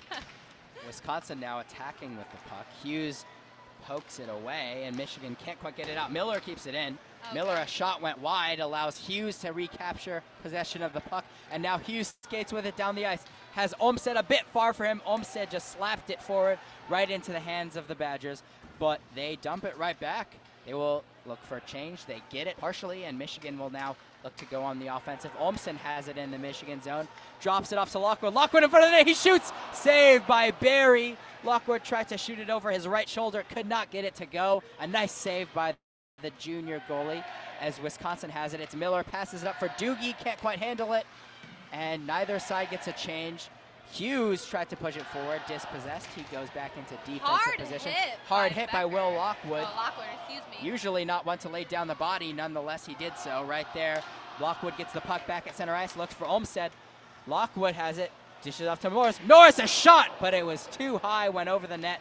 Wisconsin gets it out of the zone. It's Boca now for Michigan. Boca off to Blackenberg. Blackenberg skates around, gets it into the zone himself. He straight up beat Caulfield. Blackenberg, a shot. No, sir, says Barry. And Michigan battles for it now yet again with Wisconsin. Wisconsin can't quite get it off. It's Winborg. Oh, just missed. Shot it a little wide of the net. There was an opening, although he could not get it on target. Blankenberg, a shot by Morgan. Again, a save by Barry. Hard hit by Morgan. Michigan hockey is looking good, but now it is West. Ooh, a front tag, whiffed on the shot, allows Boca to get it right back. Player, and now it is Michigan's puck again. They are skating it up the ice, trying to get it to that Wisconsin zone, and Wisconsin stops them right before the zone entrance, shoots it at Levine. Levine deflects it, but it is back in Tischke's possession for Wisconsin. Another deflection by Levine, and then another shot and a save by Levine. That is 3 shots in a row for Wisconsin, but only one of those counted as a real shot. Nice deflections by Levine, and nice coverage by the Wolverines. And Michigan now pulling ahead in the shots by a margin of 11. They have 21, a lot right there. Almost more than a 2-1 ratio in terms of shots in favor of the Wolverines. They also lead face-off 16-8, getting their 17th right there, a win by pass. Their zone, it's Becker, shoots it down. Barry will have to get it. Barry can't find anyone, so he lifts it up. A good pinch by Martin to keep possession for the Wolverines as he now battles down low. Passioff fills in for him defensively. Martin gets hit and he loses the puck. That is Tischke for the Badgers, and he gets it out, but loose. A pinch by him. Good aggressive defensive play by the Wolverines to get it back and shoot it into the Wisconsin zone. It's Malone for the Badgers, pokes it out, but stolen right back by Martin. Martin across ice to Becker. Becker looks for a shot. He looked for a deflection there on the a little tussle right there with, I believe that is Paschoff and number 14 on Wisconsin. It was a tough little tussle, but no one got called for any penalties. Now, it might be Michigan has 22 shots, but the shot that just happened and several shots throughout the game are looking kind of weak, almost as if I were the goalie, I would want those kind of shots to happen because they seem easy to save. At least Barry over here is making it look easy. Looks like this game is going back and forth, super fast. Kind of hard to keep up with at this point, but it is looking like the Wolverines right now have it in their zone more often than Wisconsin has it, but can they score? We'll have to wait and see. And now the Wolverines won the puck, but is in Wisconsin's possession. It's Doogie for the Badgers. He can't quite find a man, so he will pass it back. Now it's Kalnuk for the Badgers. He takes it into the zone himself. A shot blocked by Saccone. Good job by the captain for the Wolverines, who lifts it up. Couldn't really find a man. S goes back to retrieve it for Wisconsin as he passes back to Doogie. Doogie handles it, but gives it right back to Lockwood. Lockwood in front for Norris. Oh, what a save by Barry on the sliding shot by Norris. Now that's a good save right there. It was a hard shot, and Barry just completely lifted up his glove and was like, nope. I am pretty impressed by what I'm seeing from Barry this game.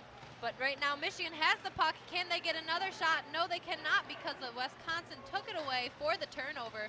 It is now behind Levine, and Levine throws it up to, I believe, Quinn Hughes. Yep. Quinn Hughes gives it right back away, but able to recoup his losses. Gets the puck right back. Hughes can't find anyone, dumps it off to Van Wy. Van Wy into the zone, has Raby. A good hit by Mersch, sends Raby to the floor, and Wisconsin picks it up, dumps it down. In the Michigan zone, it is Ushon. Ushon pass for Miller, broken up by Van Wy. A good job there by Van Wy to make sure Keandre Miller did not get the opportunity. Likely would have been a goal, as that was a centering pass right in the slot. But nonetheless, Wisconsin still has the puck. Malone, a shot blocked by Levine. A good shot right in the breadbasket. Blankenberg did a good job to make sure that Caulfield was not able to step in front of that shot and deflect it. There's 8 minutes, 32 seconds left to go in the second period. Wisconsin leads Michigan 1-0. However, Michigan maintaining a shot advantage of 23-13, as well as a face-off advantage.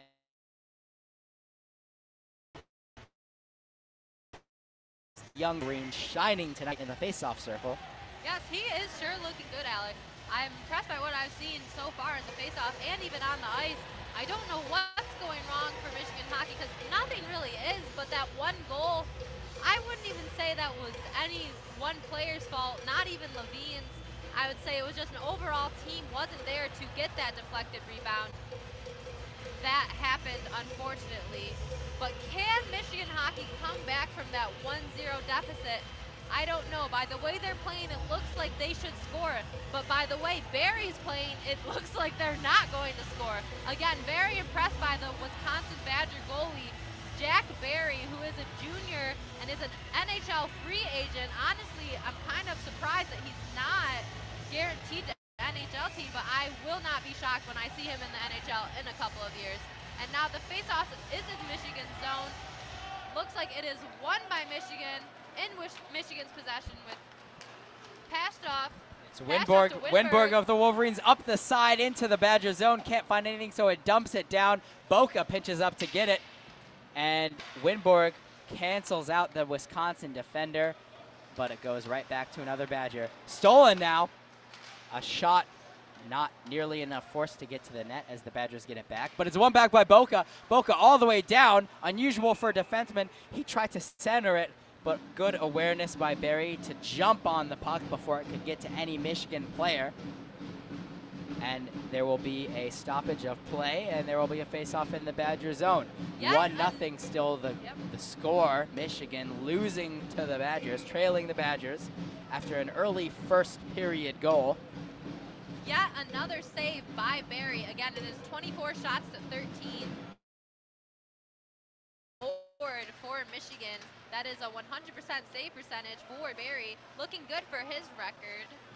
And Hughes has it now for the Wolverines, off to Passiov. Passiov looking to get it to the point, can't quite get there, but a good recovery by Michael Passiov to prevent a possible breakaway for Wisconsin. Here's Becker. Becker in front of the net. Sliding was I don't even know Teschke. If that was a shot. It Teschke like it blocked it on a slide, got it back up, and kept possession and dumped it down. Outstanding play by Teschke, the captain of this Badger team, to defend. That really preventing a shot on goal. I was a surprised point-blank that shot. He was able to keep standing up and keep that momentum. I think that goes against every physics problem I've ever learned here at U of M. But what do I know about that? And now Michigan has the puck. It's Hughes trailing up the ice against 4 Wisconsin players, but he remains to have the puck. He kind of tosses it and hopes someone's there. No one is. And Wisconsin now has possession. They are waiting for everyone to get back. And it is up to number 11 on Wisconsin, Jack Gorniak, excuse me, who lost the puck up the ice to Griffin Luce. Griffin Luce tosses it to Pastoff, brother. And then it is Becker with the puck looking for the shot, blocked by a Wisconsin player. A little bit of a shove there as Becker goes off the ice for the line change. Looking like Wisconsin has that puck under control in their zone. It is Lockwood now who has the puck in the center of the ice. He goes back to Michigan zone to get a feel for everyone. Norris has the puck. He's skating up the ice. Norris shoots, and it is deflected off of Yamamoto. And it is behind the net. Oh, in front. And it is a snag. That is the best save I have seen all night from Barry. Holy this. It was the quickest, most accurate save ever. Alex, can you please describe to our listeners what just happened? From point blank range, Lockwood seemingly had a goal in the bag. That was a goal. A cross pass from Norris straight to Lockwood. Almost in the crease. Pratt-like reflexes there by the goalie Baker. We today might have seen Barry's best game, because that is, I don't think that's a save that would even happen in some of the NHL teams. And Norris down low for the Wolverines, cycles it, can't find a man. Olmstead tried to deflect that shot. And there's going to be a penalty on Will Lockwood now off the play, and Mersch has to restrain Iamoto from going at him. Lockwood hit Iamoto off the pass, and now there's going to be a scrum building up in the Michigan zone. That's pretty funny, because correct me if I'm from the USA team, right? He did. And so did Yamamoto.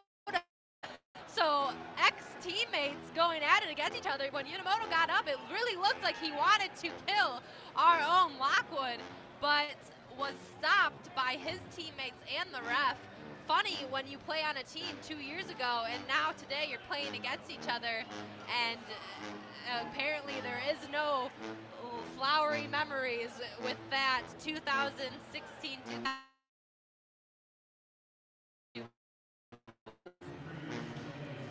In this second period, the Badgers maintain their 1-0 lead.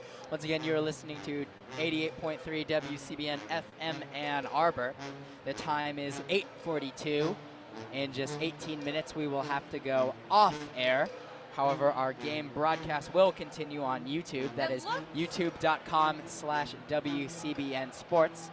We thank all of our listeners for listening to this game tonight. So it is a penalty. The play was just under review. Honestly, the penalty, although it was a hard hit from Lockwood, he was just kind of doing what any hockey player does and was hitting the player rushing at him.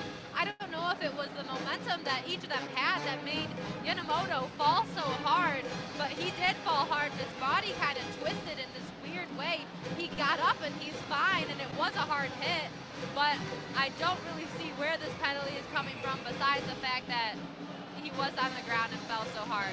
And do you know what they called on that one, Alex?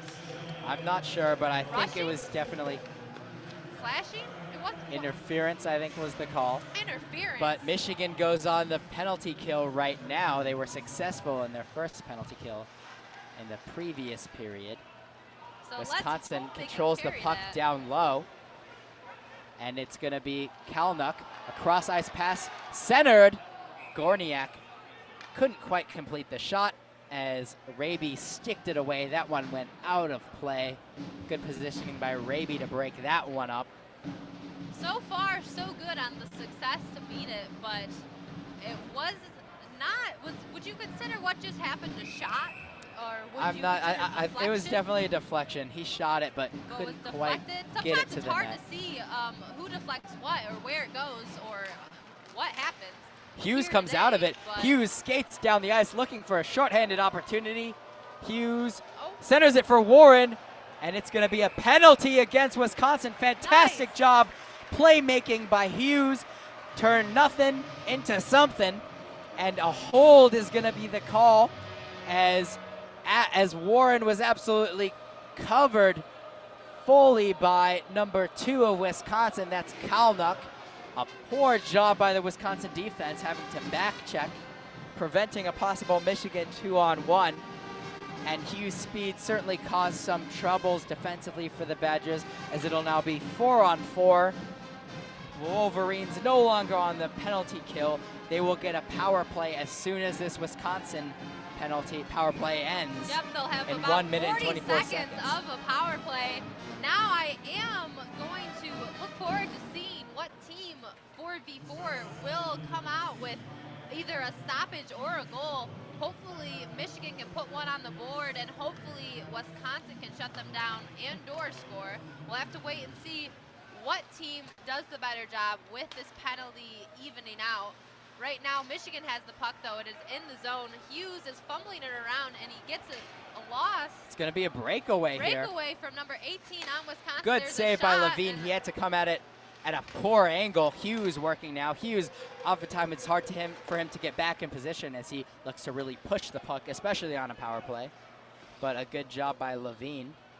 Again, a poor angle for Wisconsin. Cicconi's waiting for something, but play may or may not be in the midst of being ran. Cicconi's going up the ice with the puck, passes it to Blankenburg. And one back by Wisconsin. That's Tischke. Off to S. S looks for an opportunity, doesn't see one. And it's stolen away by Warren. Warren trying to push the puck up the ice himself, is met by Baker, so Warren dumps it in. Warren gets to it himself, hits Tischke, and Wisconsin can't quite clear it up. Warren and Morgan on the forecheck. Wisconsin does get it out. It's Doogie on one-on-one and Blankenburg. Blankenburg able to use his body to separate Doogie from the puck. Michigan dumps it right back into the zone. Lockwood and Norris are on the ice. Norris makes a man miss. Norris in front of the net. Oh, and the puck was kind of bouncing in front of the net. Norris couldn't quite correct. Pylon in front of the net, and all I'm saying about Barry is I think that his hand-eye coordination and accuracy is the best I've seen out of any Big Ten goalie Michigan has yet to face this year. The puck bounced twice in front of him just then, and he poised his mitt down on it at the perfect amount of time where no player, Wisconsin or Michigan, could do anything about it, and there was just a pile-up in front of the net. Good for you, Barry. You're doing a great job. Let's see if Wisconsin can continue to keep that up. So Michigan will have a man advantage for 20 seconds here as the faceoff's won by Wisconsin, but Lockwood gets to it. Lockwood circling around. Wolverines trying to do what they can with this short one-man advantage. Norris pushed off the puck by Miller, but gets it right back. It's now Lockwood down low. Olmstead back to Boca. Boca to Hughes. Hughes, a shot deflected by Lockwood, but just wide of the net. Norris has it. Lockwood in the center. Oh, Olmstead was off balance. Couldn't corral the pass, but Lockwood takes it right back for himself. Lockwood to Ciccone. And now Ciccone to Wisconsin Hughes. is back to full strength, so it isn't even 5-5 right now. Full strength. Quinn Hughes with the puck. Hughes for Olmstead. Olmstead sends it to Lockwood. Back to Olmstead. Olmstead tries to make a man miss and pass. Could not complete the pass, but Ciccone gets it back. Ciccone down to Norris. Norris shovels it off to Lockwood. Lockwood trying to get fancy there, fell down, but got up quick enough to take the puck right back. It's a battle right now, but Emberson from the Badgers comes up with it. Emberson lifts it out of the zone, and Hughes rushes back to get it. Hughes, the Badgers in the midst of a change. Olmstead has it now. He must be tired. A cross-ice pass, no good. It was behind Lockwood, but Michigan gets it right back. Hughes looks for Becker. He has him. A 2-on-2. A shot by Becker right into the bread basket. Easy save by Barry. Oh, and there is some aggression in front of the net with Pashtoff, and one of the Wisconsin players looks like they're smirking at each other in anger, but that has happened all throughout the game. It is only the second period with 2 minutes and 23 seconds left here today, and there has been aggression all periods. I'm kind of excited, Alex, to see about the third period.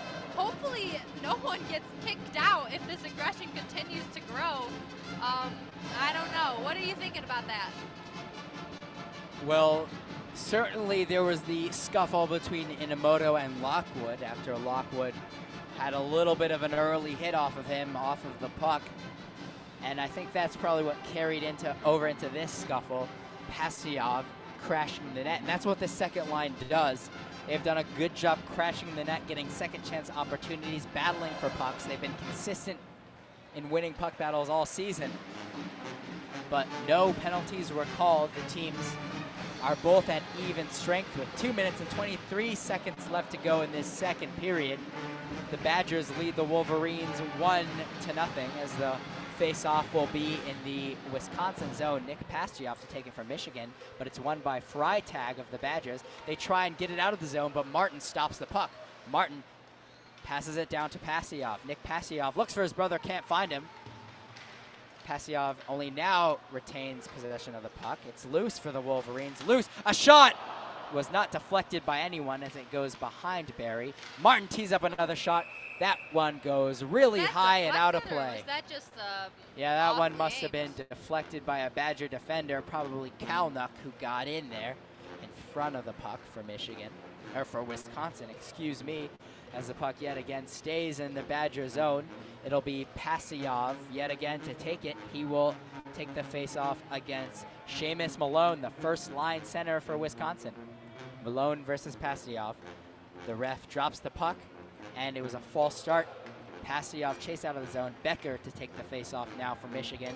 Becker can't quite win it, but Pastioff stole it away from S. Good hustle by Michael Pastioff. And the Badgers get it out of the zone. Good job down low by Johnson to regain possession for Wisconsin. And Michigan stole it, tried to get it back in the Badger zone, but it was offsides. The faceoff will go down to the Michigan zone. 1:42 left in the second period. Badgers 1, Wolverines nothing. We have just 8 minutes left here in our on-air broadcast that should finish off the second period here from Yost Arena. It'll be Pastioff yet again against Seamus Malone. Puck is dropped, won by Malone. A shot by S, missed wide, could not get a deflection. Pastioff tees it up, it goes out of the zone. This is not gonna be an icing. Becker on the forecheck. Becker tries to steal away from Tischke, but Tischke kind of throws him off with his body, but passes it to no one. Warren there. Good forechecking by Michigan as Wisconsin struggles to get it out of their zone. It's Wimborg now for Michigan, sends it down. Of the Badgers. Tischke now for Wisconsin. Tischke with the puck, passes down, tried for a home run pass to Malone, couldn't find him, broken up by Luke Morgan. And a cross-ice pass by Boca, deflected by Malone. Badgers right back on the attack. It's going to be an offsides as Malone passed it to Gorniak. With 1 minute left in the second period, the score is still 1-0 with Wisconsin in the lead. That means Michigan has gone basically 2 periods without scoring. Wisconsin's only put up 1. It is 28 shots to 14. Wisconsin with the lesser shots, but with the 1 goal. The faceoff is underway, and it is won by Michigan. Lockwood has the puck. He shoots. It is bounced off of what seems to be Barry. He ends up with the puck again, back to Michigan. Michigan, number 7, has the puck. He shoots it. And another save by Barry. Barry. What a fantastic save. A shot by Blankenberg and a rebound opportunity by Olmsted. But Barry going full extension with his left pad to make the save. As Michigan gets possession of the puck, they dump it down. Barry plays it. Boca now has it for Michigan in the neutral zone. Nick Boca passes it back for Hughes. Hughes looks for a man, has Lockwood. Lockwood attacks.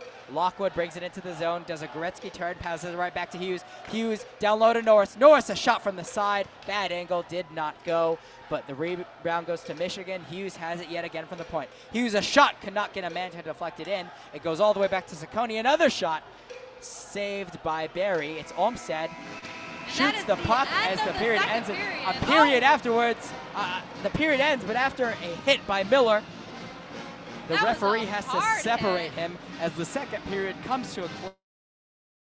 Michigan certainly getting the share of opportunities. A really good chance there by Norris off the pass by Hughes. Could not get it to go. Barry did a good job to control the puck, did not give away many rebounds, as he walks away with a clean sheet so far. 1-0 Wisconsin as the second period ends. Vanessa, a lot of opportunities by Michigan in that second period. Even though Wisconsin got the goal, Michigan certainly seemed to control the play. They lead the shots 30-14. That's over twice the amount of shots that the Badgers have. What does Michigan need to do going into this third period to make sure those shots go in the net and have those opportunities translate into goals? You know, that is one of the most difficult questions of the night. I believe Pearson and the boys of Michigan will be asking that to themselves when they go into the locker room, because the problem that they have is not in themselves. The problem that they have is the opposing team's own goaltender, Mr. Jack Barry. I have seen not one, not two, but at least 3 amazing saves today that I swear I could compare to my favorite NHL goalies. There was some goals that I thought, and even the whole arena thought, were goals that were not actually goals, because Barry has apparently reflexes like a cat and hand-eye coordination of a Marine and is just unstoppable today in net. He is looking good. This may or may not be his best performance yet of his season, may or may not be his best performance of his career. I'm very impressed with Barry. I believe the question is, will he let up in the third period? Because if Michigan hockey does not put up decent shots or amazing shots, it does not look like they are going to get even one goal up on the board. And Wisconsin, it was Mick Messner who had the goal for the Badgers early on in that second period. Wisconsin will start the period on the penalty kill as Miller picked up a penalty as the period ended on that late hit on the freshman Jack Olmstead, who stands at 5'10" compared to Miller's 6'3". The bigger Miller, the New York Rangers defensive prospect, after the buzzer sounded, absolutely wasted Jack Olmstead, who went flying down to the ice. And a poor way to end the Badgers, as they certainly do not need to give Michigan any more opportunities to get going here in this third period, as the Wolverines will be furious on the attack to try and tie this game up at 1. Yeah, I definitely think that right now, although Wisconsin is impressive, what's most impressive, again, is their goaltending that is adding just to this great team. I mean, we look at the board right in front of us, Alex, and we see that Michigan has 30 shots compared to the 14 shots of Wisconsin, yet Wisconsin is winning. Michigan is literally beating Wisconsin 16 shots. That is more than half of shots on goal. I can't really comprehend the fact, other than that Barry is doing a great job and that Michigan shots maybe are not as strong as they would like, but usually when a team is beating another team by 16 shots, the team that's beating the team is winning. But in this case, what we have here today is not that. It is actually Wisconsin with the lesser amount of shots that is more successful and is winning today. It's kind of like you have to be here to believe it. You have to see it to believe it. It's kind of crazy here in Yost. It's not exactly what I believe Michigan hockey wants, but they probably are going to work towards doing something different than they have these past 2 periods, because obviously that is not working against Wisconsin. It is not working against Barry. Although it is about 9 o'clock, so this has been WCBN Live 88.3 FM with Vanessa Litchard and Alex G. Thank you so much for listening. Please, if you want to hear what happens in this rivalry game, go to our YouTube channel, WCBN Sports, and continue to listen to Alex and I talk about play-by-play and color commentating for the hockey game. And you said it, Vanessa, we're about at the end here of this live broadcast. Please, if you can, tune into our YouTube broadcast that we are running live as well. We thank you so much for joining us here at Yost Arena and really appreciate all of our listeners. We also want to really give a big shout out to Nick Hornberg, who has engineered this broadcast for us live from WCBN in Ann Arbor. The score is 1-0 in favor of the Badgers in what is sure to be a hard-fought period. Michigan will start out on the power play. And if you want to listen to the rest of this game, once again, tune into our YouTube channel. That's youtube.com/WCBN Sports. Thank you very much. Good night, and go blue.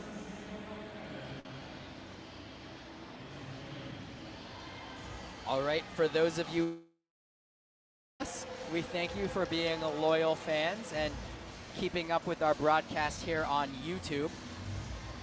It's intermission right now. There's about 10 minutes, give or take a few, until the puck drops in the third period. Alex, so, I want to talk a little bit about what you think this third period will hold.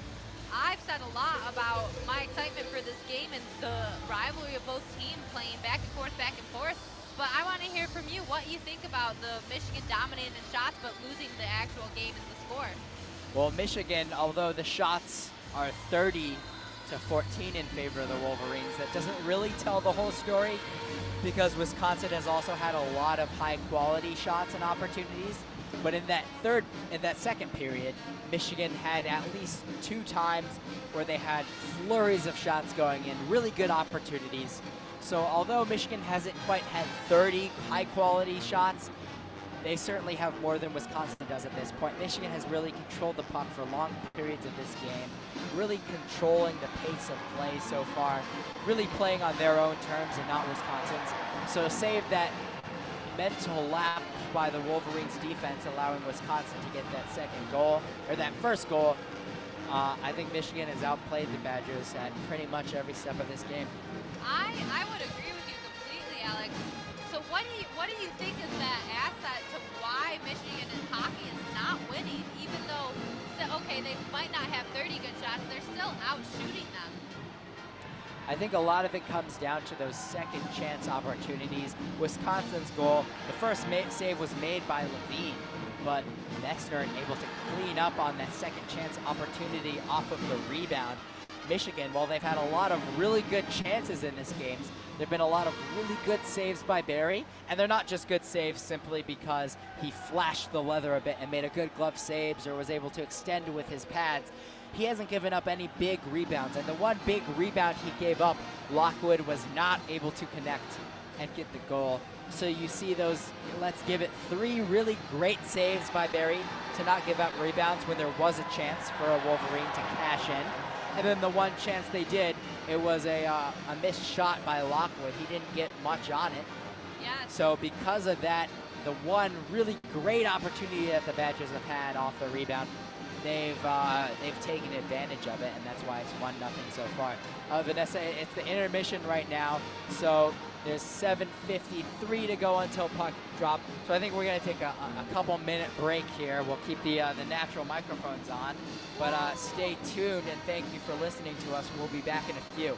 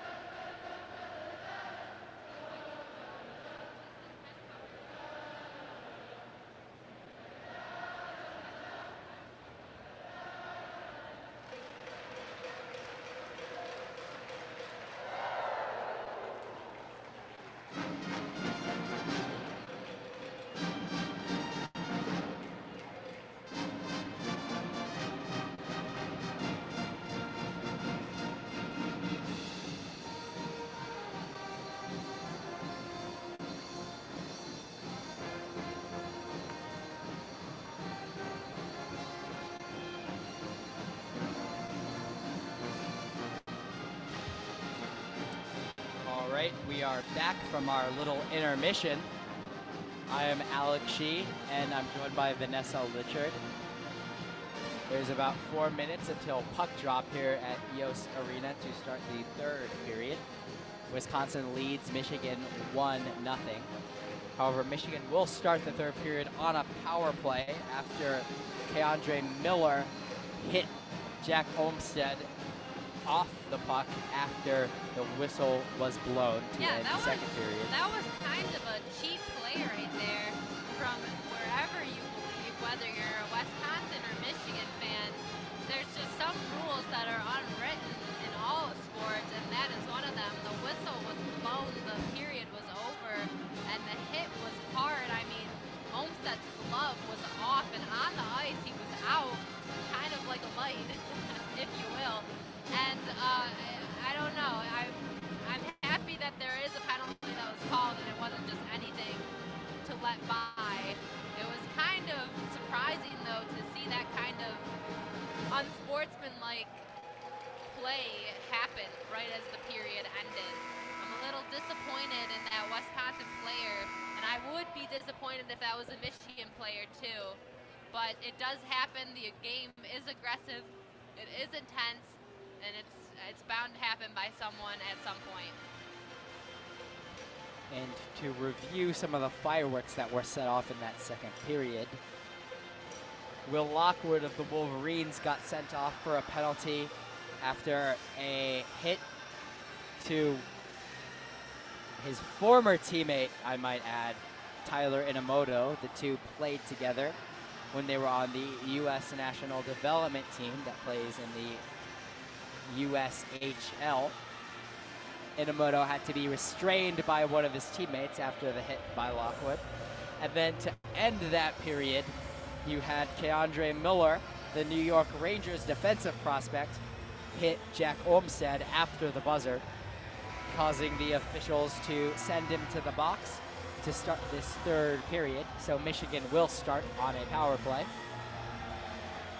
There's about just over a minute or so before puck drop in this third period.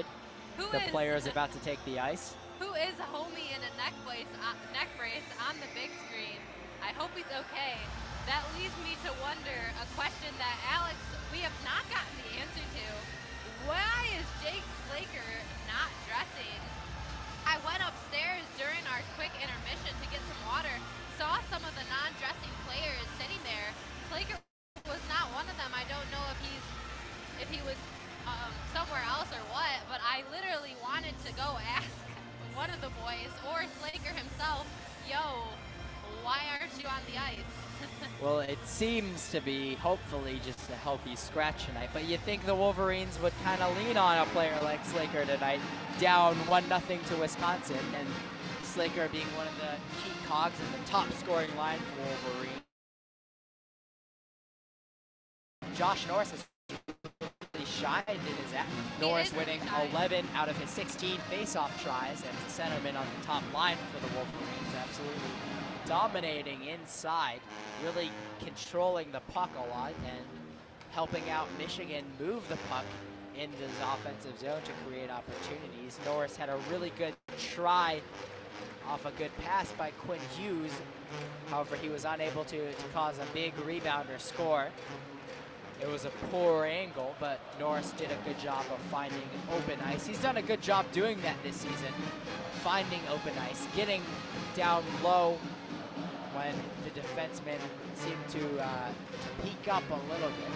I completely agree with you on that one.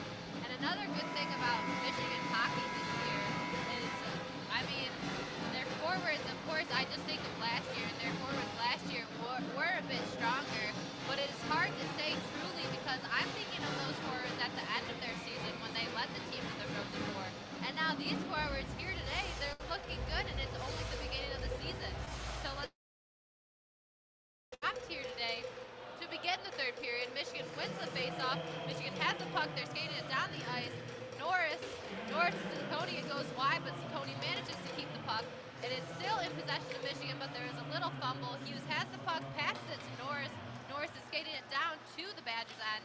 And here comes number 11 from the Badgers to intercept it, but Hughes ends up with it because that is our Quinn Hughes, fast and quick.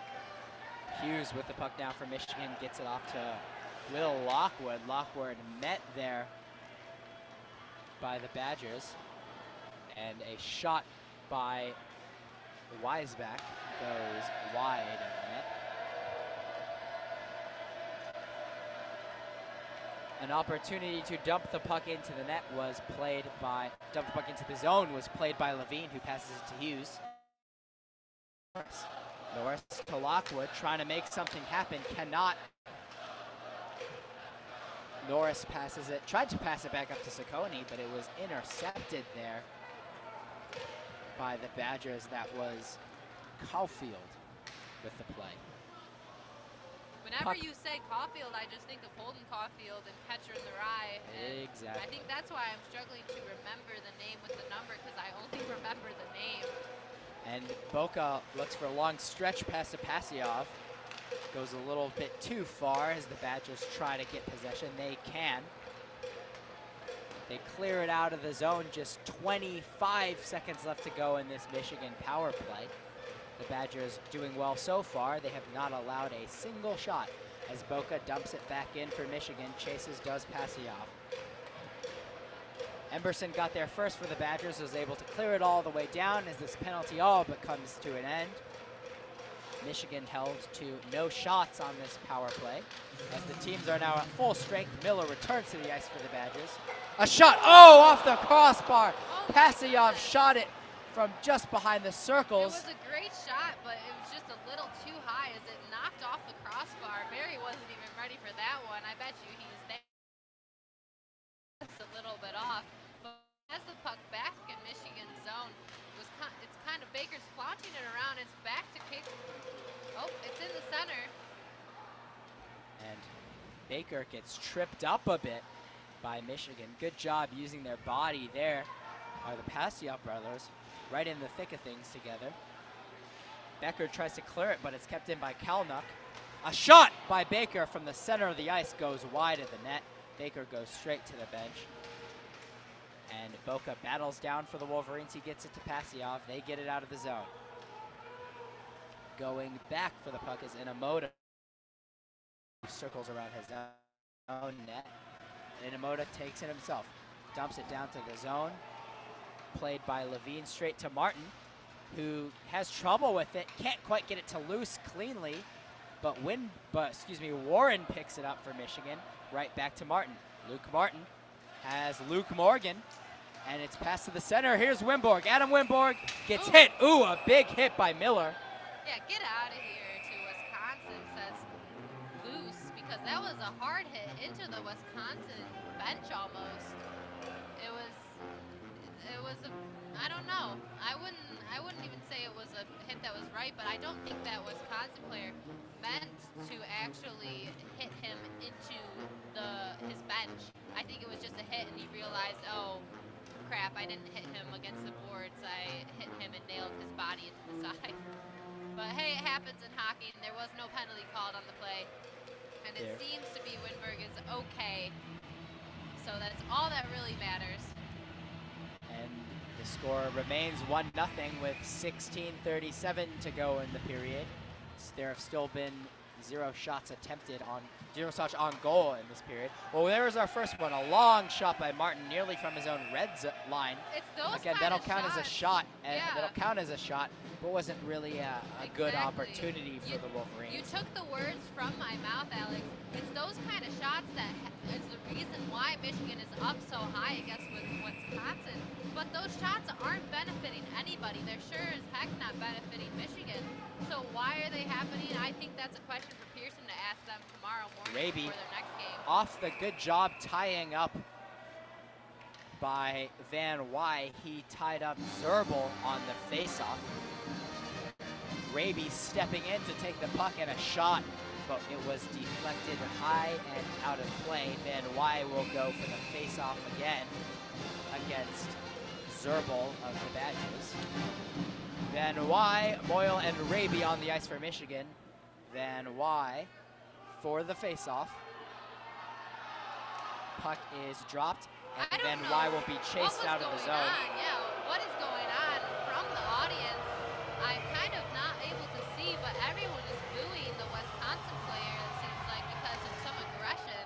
I'm telling you guys, listening to this game today has been aggressive on all ends, especially Wisconsin. And Johnson now for the Badgers. Johnson, a shot blocked by Luce with the skate, but Wisconsin maintains position. It's Emberson from the point. Emberson, a shot, broke his stick on it, didn't get enough, and Michigan will break it out. A pass too far for Moyle. They could have gotten a 2-on-1 opportunity, but it was a bit rushed. Van Wy works to forecheck, coolly passed around by S as the Badgers have it.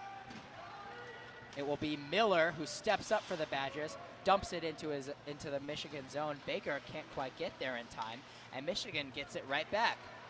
It's Olmstead. He almost ran into his own teammate. They couldn't get anything going there as the Badgers get the puck back. S dumps it into the zone. Norris gets it first, good hustle, and he passes it across to Luce. It's Griffin Luce for Michigan, dumps it into the Badger zone. Olmstead gets the puck. Looks for Norris, no one was there, as S gets it, passes up to Doogie.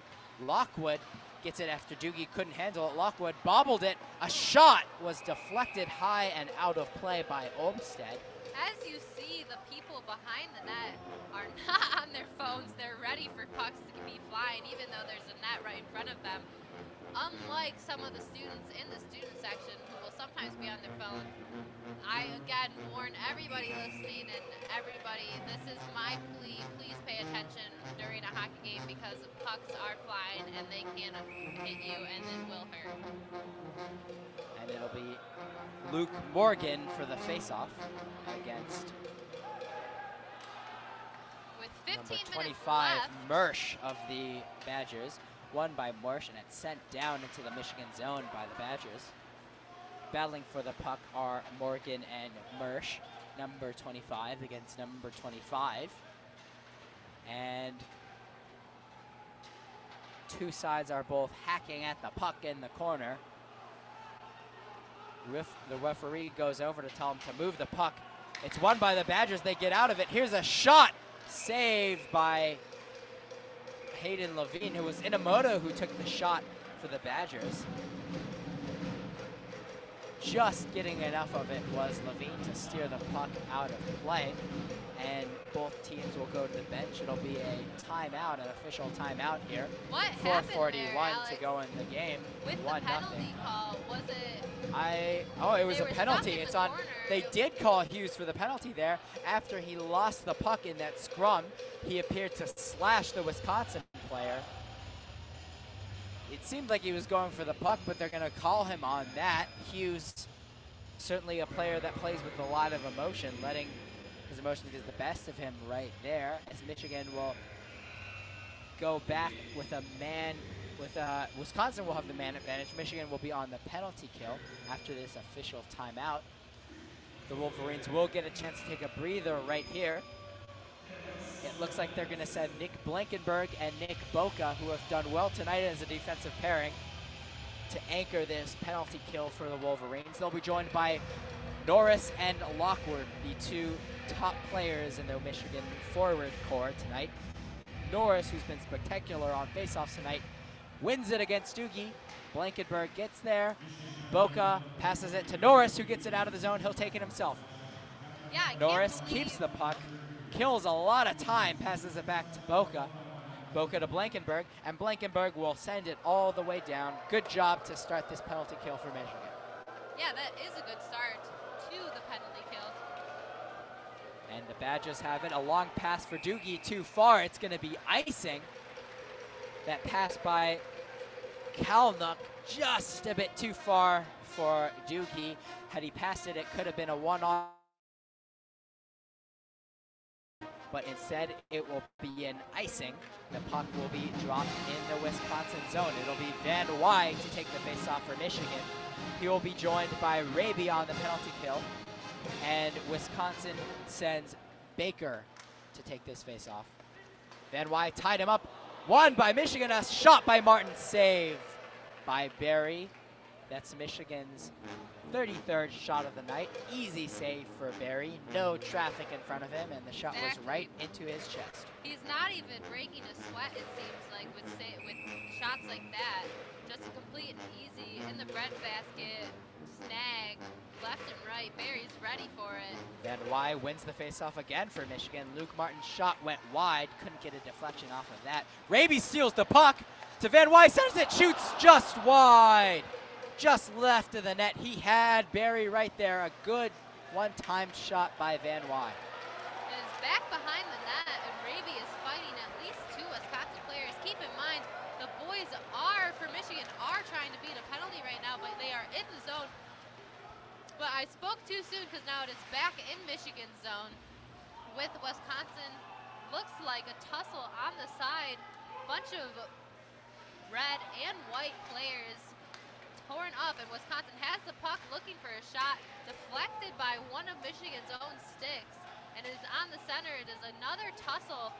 Everyone, there is 3 whites and 3 reds in the corner. Back in Wisconsin possession, blocked by Raby. It looked like a hard shot. That one have got to hurt. Raby tosses it up the ice.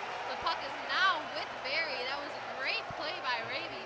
He took the shot and then he just sent it right back. Amazing job. Fantastic job on the penalty kill by the Wolverines. Raby with a good shot block, as well as Luce, another good shot block.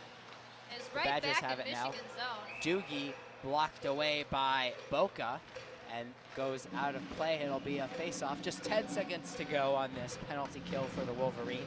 Hughes will take the ice after the doors open. 12:51 to go in this third period. Wisconsin 1, Michigan nothing. Doogie will take the face-off in the Michigan zone against Josh Norris as the Wolverines look to kill off the end of this penalty. The Badgers seem to have about 2 more shots left if it's a quick one. One by Norris, and yet again Norris and Doogie are tied up after the face-off. It's their helmet. Something seems to be wrong with Doogie's helmet. I don't know, but this keeps happening. I think they just want to hug each other, honestly. That's the way I'm going to look at it and pretend that it's that instead of a helmet tie-up, so because the odds of that happening twice is unlikely. And now it is Michigan with the puck win, but back to Wisconsin, who turns it around right back into Michigan's zone. Michigan is now in full strength. The hard hit from Lockwood. Shot blocked by Lockwood, and now Michigan has it. Lockwood on the attack. Lockwood looking for a man. He hesitates, takes it right back out of play, kills some time, lets the Wolverines. And Lockwood just sends it back down. It's going to be an icing. That was a mental lapse there by Michigan. Lockwood seemingly doing the mature thing to buy the Michigan defense some time to get a change, get men on the ice, but then just dumps it for an icing. The puck will go into the Michigan zone. It's going to be Josh Norris to take the face-off against Dominic Mersch of the Badgers. Face-off won by Mersch this time. Mersch turns around, shots wide of the net. The Wolverines and Badgers battle for it in the corner. Coming out with it is Mersch. He gets it to Ushan. Ushan passes it to Tischke. Tischke, a shot from the point, too high, but right back to Ushan.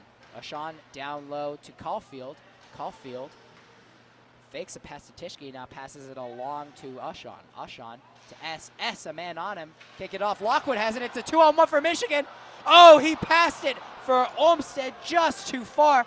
Will Lockwood had a bit too much mustard on that one, otherwise it would have been a breakaway for Michigan. S looks for a long stretch pass to Ushan. Well defended by Boca, and now Blackenberg has it. Blackenberg up to Pasyov. It's Michael Pasyov, sends it down into the Wisconsin zone. Becker chases after it. Becker gets there, but won by Miller. Pasyov, good job forechecking. Not quite enough, but it goes right back to Blackenberg. A shot by Blackenberg, wide of the net.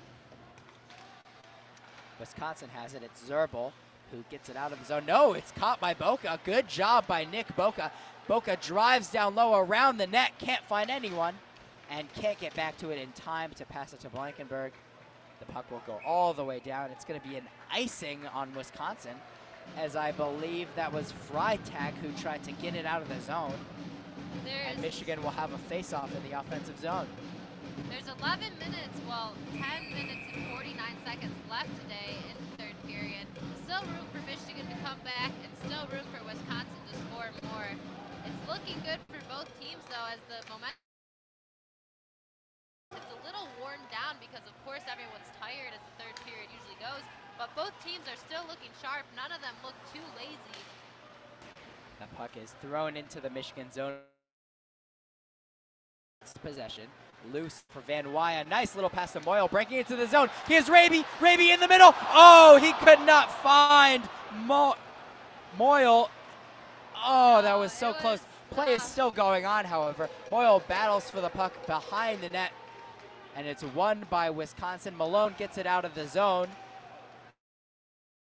Loose now for Michigan. Moyle having just missed on that opportunity. A really good job by Van Wy and Raby to set up that play. Wisconsin has it now. It's Kalnuk.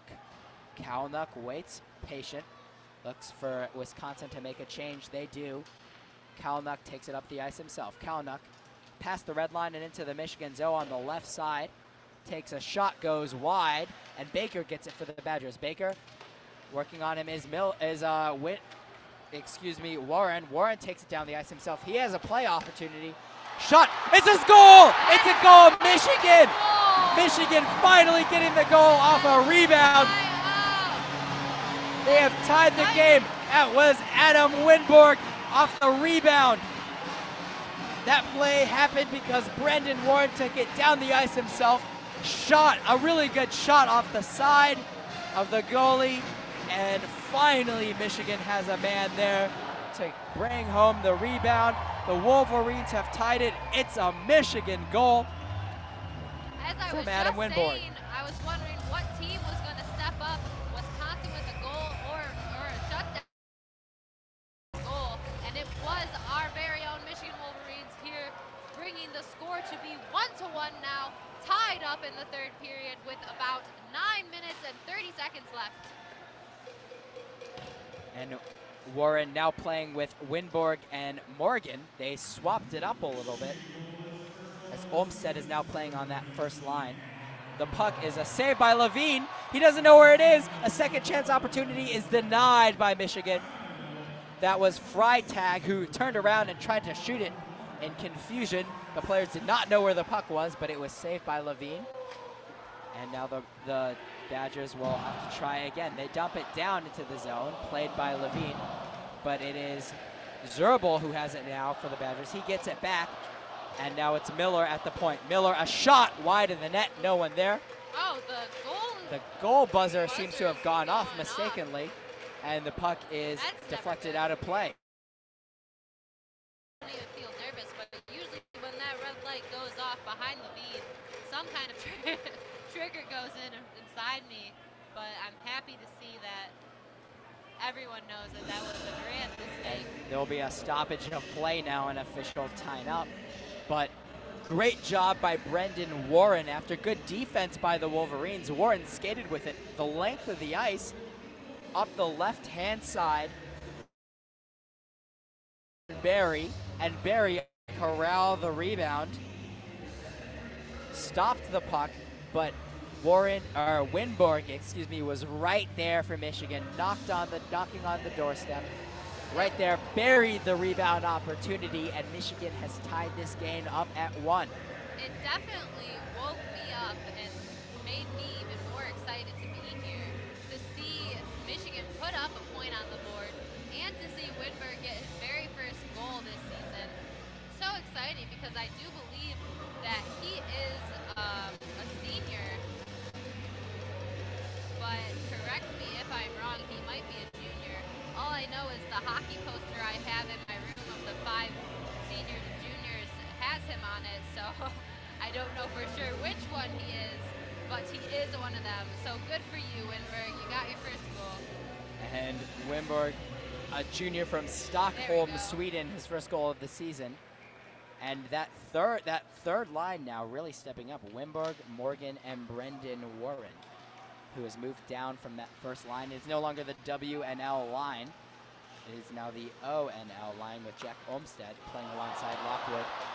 It's in the Michigan zone. Pastyov has it, a shot. Tried to get Becker on the deflection, could not get it to go. Wisconsin gets possession back, but it's stolen by Pastyov. He battles with it behind the net. Becker tries to come up with it. He does. Good job using his body, but two defensemen went on him. Keandre Miller stole the puck back, and now it's Badger on the attack. It is Boca who gets it for the Michigan Wolverines after it was dumped into the zone by Zimmer. And Michigan has it right back in the offensive zone. Pastyov with it for the Wolverines is canceled out, and it's Wisconsin on the attack. Doogie can't quite get there. Boca lifts it out and out of danger. Out of the zone and out of danger.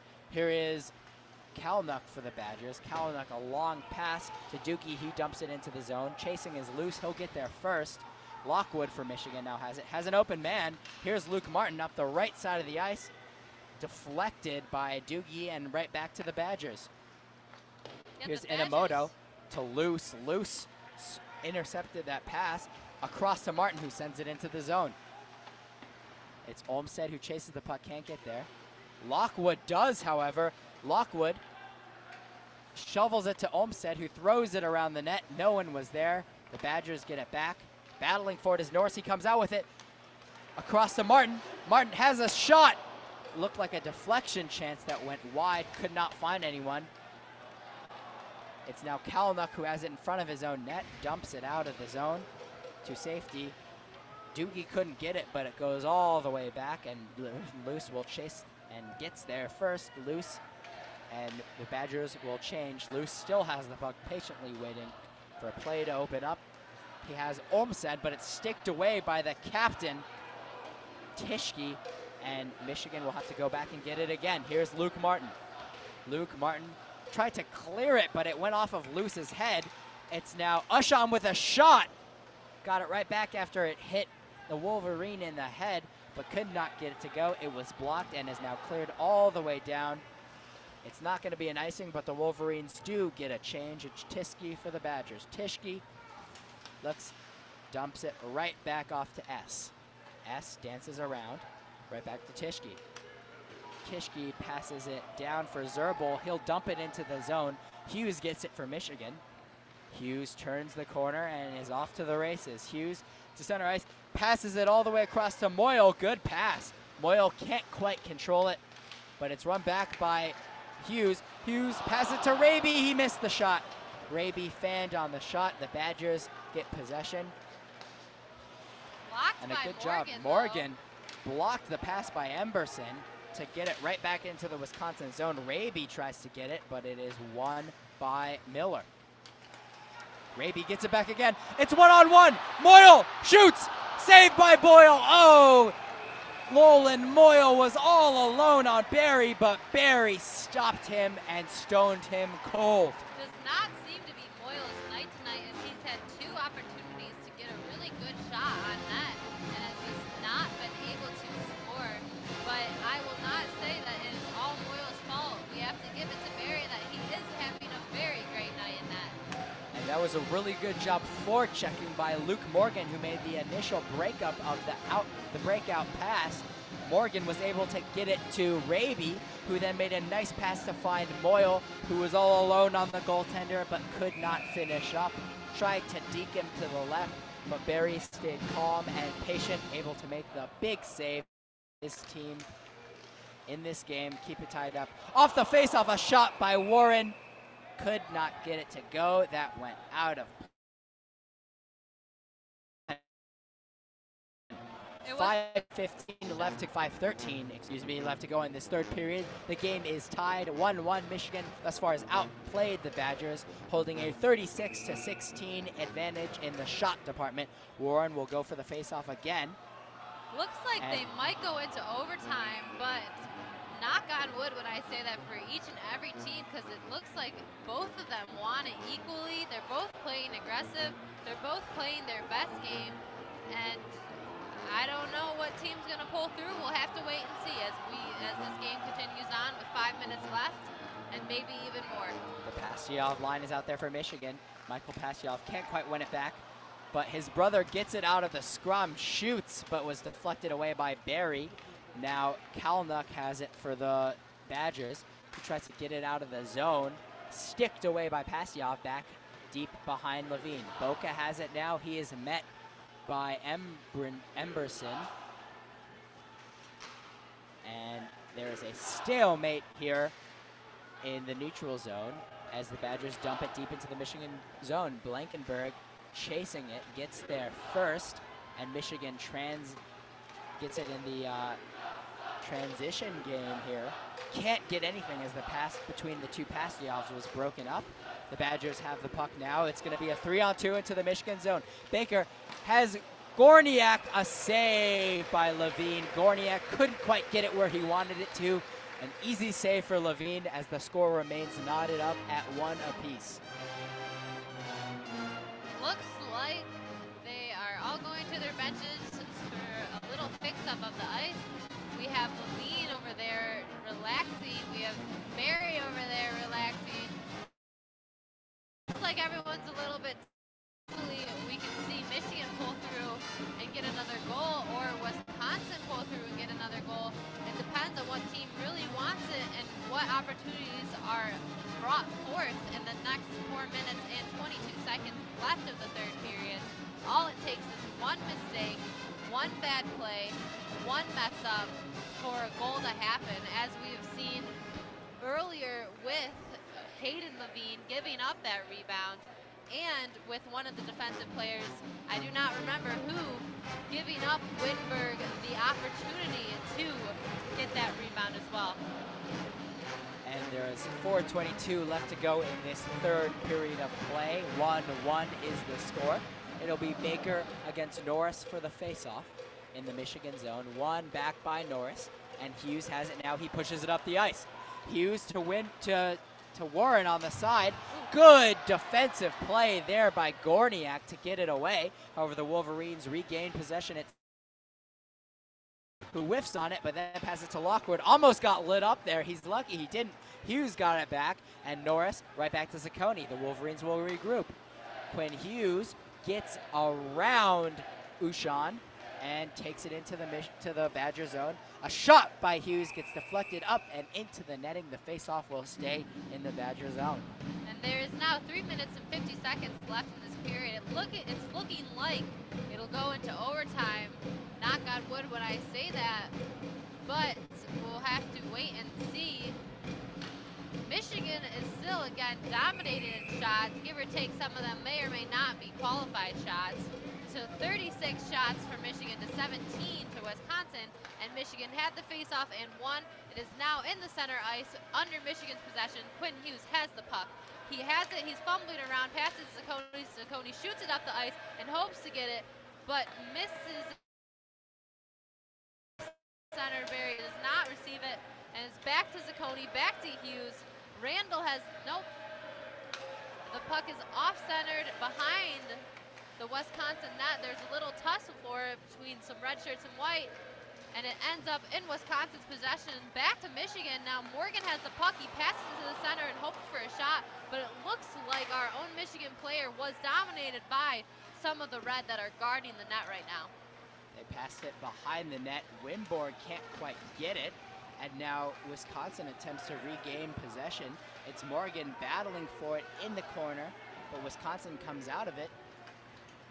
That was Mersch who did a good job winning the puck back for the Badgers. They get a well-earned change. Hughes now for Michigan, skates it up the ice. There's a lot of open space. Hughes takes it down himself, fakes a shot, passes it in the middle, no one there, but Raby gets it. Raby back to Van Wy. Van Wy down for Hughes, can't control it, and Messner gets it for the Badgers. Out on the ice right now. Yes, There's certainly. Raby Mel and Pearson Van Wy mixing it up. Mixing it up with Messner with a shot gloved by Levine, but there's a rebound. He couldn't hold on to it. Looks and like there's going to be a penalty tumble on the ice. Is that a Michigan or a Wisconsin penalty? They're going to call this one on the Wolverines, it seems like. I think they're going to call it back, actually, for, yeah, it's the Wolverines. It's Moyle in his 8th game. That is maize and blue. never a good thing to happen with 2 minutes and 23 seconds left and it is tied 1-1.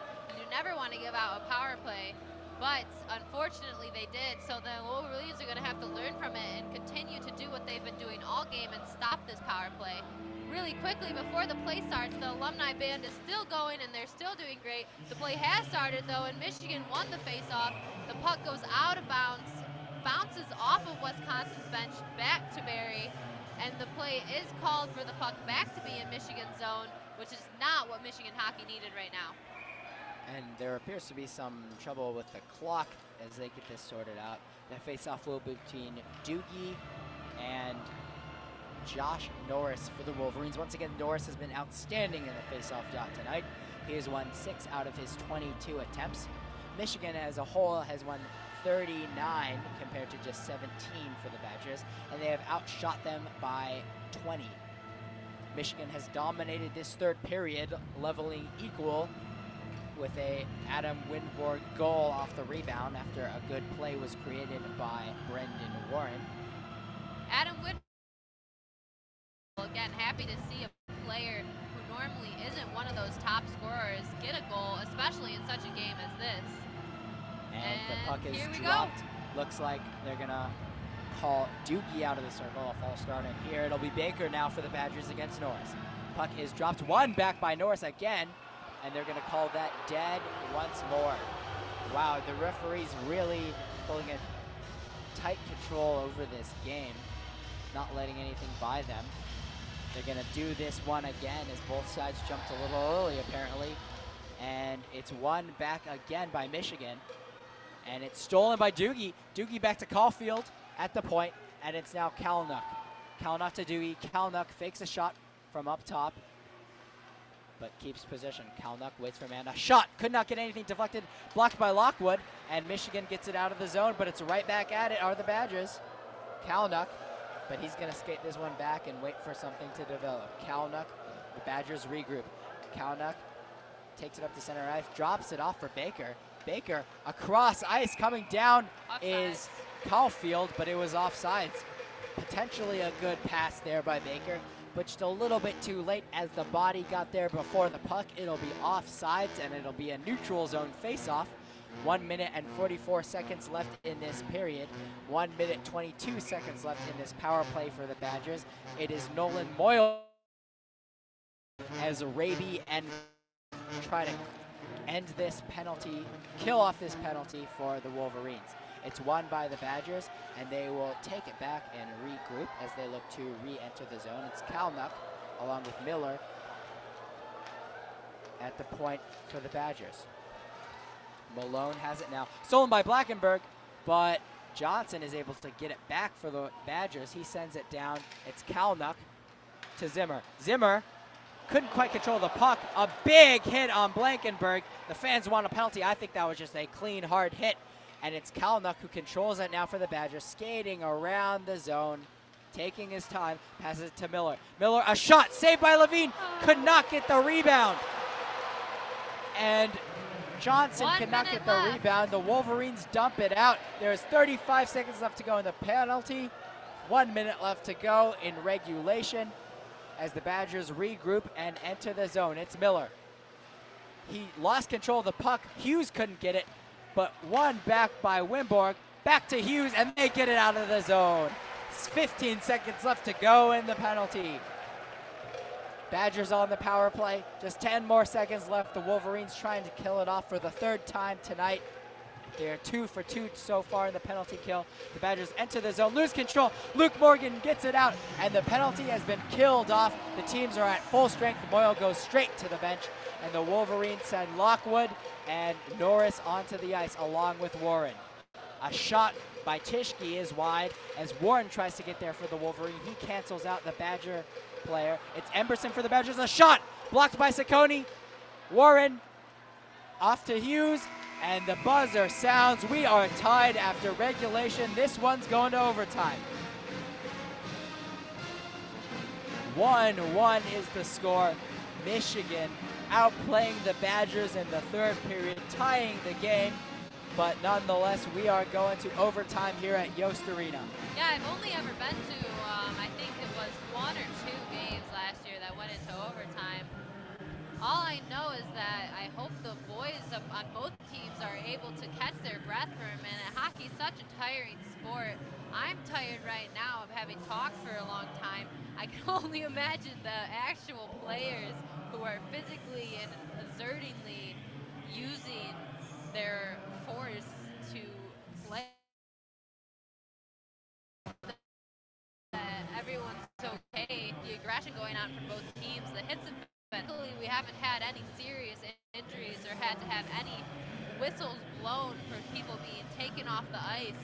But it looks like this overtime will be intense, and it will be a game of blood, guts, and glory. I'm excited to see Michigan and Wisconsin continue to be successful. We have 5 minutes up on the clock. Again, the score is 1-1. I wonder who Michigan's going to have starting out there, and it seems to be the Pastoff brothers and Becker with Hughes and Zacconi. This has been a successful line today, but has not put up a goal. Let's see if they can do what they know how to do, which is score. This line with the Pastoff brothers has been successful in games past, so let's see what they can bring now in this 5 minutes of overtime against the Badgers. And it's Malone who will go against Nick Pastujov for the Wolverines. There will be 5 minutes in this overtime period. Whoever scores will win. If the two teams remain tied, then this one will go in the books as a tie. The Wolverines win it back. Pastujov with a win. It's Hughes now for Michigan. He dumps it forward into the Wisconsin zone. S gets it for the Badgers. S met on by Becker. He got a nice hit on him there. Michigan regains possession. It's Hughes. A shot. Deflection. Oh, just went wide of the net. Pastujov couldn't get there. He battles with it with Tischke, but Tischke wins out, and the Badgers have it on the offense now. Johnson dumps it into the Michigan zone. Corralled there by Levine, who plays it out. And he gets there in time. It's Pastujov now, who passes it to his brother Michael, but Michael lost his stick. They're going to call him. They're going to call a penalty on the Badgers for knocking Michael Pastujov's stick away from him, as he did not have the puck. That is never good for any team right now. That is a 2-minute penalty in a 5-minute, aka 4-minute and 24-second period, so to say. That is half of their time being given up to someone in the box. They're going to have to be able to stop this goal from happening, this power play on Michigan's part. I'm confident that Wisconsin's able to do it, but I'm also confident that Michigan knows how to score in a power play. So let's see what these two teams have to offer right now in these 2 minutes of the power play. And it'll be Norris along with Lockwood and Olmstead to go for the power play here. It's won by the Badgers, and Iamoto tries to clear it out, but it's won back by Michigan. They have the advantage. They're using it well. Hughes has it now at the point for Michigan. Hughes skates around, passes it to Zacconi. Zacconi fakes a shot off to Norris on the side. Norris cross ice pass to Hughes. Hughes back to Norris. He couldn't get all of that, but regains possession. Josh Norris in the center for Lockwood. Lockwood shoots, saved by Barry. Lockwood again shoots, and that one was blocked by Kalnuck. Norris gets it back. Norris off to Zacconi. Zacconi to Hughes. Hughes, shot, could not get through. Good job there by Kalnuck to swipe it away. Michigan barely able to net. Can't get it all the way to Norris, and the puck is cleared, but Hughes gets it right back. Wisconsin is not going to be able to get a full change. Olmstead into the zone for Michigan. Olmstead dumps it down, and Kalnuck can't get enough of it. Kept in by Zacconi. Zacconi, there was a bit of a miscommunication between he and Norris, and they lose possession of the puck, cleared all the way down. Wisconsin gets a full change. So will Michigan. Hughes with the puck now for the Wolverines, skating all the way down, passes center ice, dumps it off to Pastujov. Nick Pastujov takes it down, passes it to Becker. Centering pass just wide. Did not get all the way to Pastujov, goes all the way back down, brought up by Hughes. Hughes brings it back into the zone. Hughes passes across ice for Boca, can't quite get there, but he corrals it just in time to keep it in play. A shot! Becker couldn't get there. Oh, and it is cleared by the Badgers. Becker just missed the opportunity to tip that one in. 16 minutes left with the penalty. It looks like the Wisconsin Badgers have successfully killed this play, but Michigan seems like they are determined to score right now as the puck is dominantly in Wisconsin's zone. Now it is shot back, and that means the penalty has been successfully killed by the Badgers. But, oh. A centering pass just wide. Oh, and Morgan went for the hit. If he had gone for the puck, he would have been all alone on net. So it goes all the way behind Barry. S has it now for the Badgers. S passes it back up. This is Zimmer. Zimmer sends it down. Intercepted by Blackenberg, but gets right back by Zimmer. Zimmer tried to go over the blocker of Levine, could not get it to go in the tight window. That one goes out of play, and we remain tied at 1 with just 1:55 left to go in this game.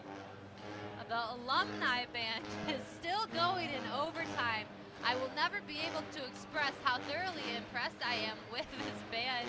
They're doing a great job. I hope someone listening here today is able to tell them how influential they are right now to this ice rink. They're keeping this energy up as it is one tiring day. It's almost been 2.5 hours at 10 o'clock. And Norris won the faceoff, but Luce had some problems with it. Gets it off to Martin successfully.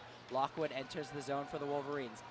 Lockwood on the far side, a shot, more of a pass really up to Luce. Luce a shot, and blocked away by the skate of Kalnuk, and Wisconsin has it on the attack. Baker dumps it in the zone, chases the puck. Martin gets there first. He cancels off Gorniak, and there's a minute 25 left to go in this game. Baker has the puck. He battles along with Luke Martin of the Wolverines. Again, there's a tussle on the side. There is a minute and 15 left. It is now in the Michigan zone with Wisconsin battling the puck back and forth, looking to score, but Michigan is not letting them. They're railing them on the boards, and now Wisconsin has the puck. Yamamoto shoots for a slap shot. It goes right, left, wide. It is in front. Oh my gosh, almost knocked by the Wisconsin player's foot. Excuse my shock. I just love hockey, so it can be hard sometimes to keep it contained. What blocked by Levine, great goaltending. That was very tiring just to look at. I can only imagine how the boys feel. The line changes are coming. Good job, Levine. Way to go with that save. It was very influential for the score in the matter of this game. And the Badgers knocking on the doorstep. A shot in traffic made by Levine. A rebound given up there. No one there to bring it home for the Badgers. With just 46 seconds left to go in this game, we're still tied at 1. Puck dropped, and Van Wy goes at it for Michigan. And they're gonna try and drop this one again. Many times this has happened in this game. The referee, not satisfied with the two centermen, will ask to drop the puck once more. They might, looking like he was on the verge of chasing Malone out of the circle. But it'll be Malone versus Van Wy. 46 seconds left. Won by Van Wy, and Ciccone looks to get it out for Michigan. Slapped at it, but Michigan will keep possession. Van Wy off for Moyle. Moyle dumps it into the zone. It's behind the Wisconsin zone. Barry plays it off for Tischke. Tischke for Johnson, and Wisconsin's gonna get one last attack, it looks like. Malone making a man miss, can't get a shot off in front of the net, but Moyle has it. Moyle tries to steer it to safety, and it's gonna be Van Wy. Van Wy dumps it into the Wisconsin zone. It's gonna be an icing with just 15 seconds left. So it looks like the Badgers are gonna get one more shot to end this game. We are in the fourth quarter. It's not really a quarter because this is just a 15-minute period, but it is overtime. Would you say that it's the fourth period or fourth quarter? I think it technically wouldn't be a fourth quarter, but in honor of Michigan football and their big game tomorrow, we'll call this one the fourth quarter. A timeout was called by, it looks like Michigan. You know, Alex, I'm a little nervous right now. I'm on the edge of my seat a little bit. I don't know how it's gonna go. All I know is Wisconsin is starting off in Michigan's zone. They only need one opportunity, one shot to change the score of this game, to change this one on their tie record to one on their win record. I don't know how it's gonna go. All I know is that Michigan has to stop the puck if they want this to be a tie, and Wisconsin has to score if they want this to be a W. Vanessa, it seems like if anyone's going to win this game right now, it's Wisconsin, as they have the puck. They have a face-off opportunity in the Michigan goal. However, Michigan found themselves in the same situation against Notre Dame, and Notre Dame was able to take it all the way down and score with a couple seconds left. So can Michigan find some late game? You just reminded me of a triggering event in Michigan hockey. So we can only hope that someone will come out victorious. Hopefully it could be Michigan, but we will wait and see what will happen in this hockey game as the puck is about to fall. Norris versus Doogie. And Norris wins it back to Saccone. Vital win for the Wolverines. Lockwood has it, and Michigan will look to get one more opportunity. There's 9 seconds left in the period. Taken back by the Wisconsin Badgers. Lockwood gets there. Can he get one more shot off? 2 seconds left. Raby can't do anything, and the buzzer sounds. Game ends in a tie, because I believe that is the last overtime they do. Yep, they do not do double over. Oh. It's going to be a tie. Both teams leave the bench, and a hard-fought tie at that for Michigan. They were down in this game, 1-0 going into the third period. So there's another period? I thought it was the last period.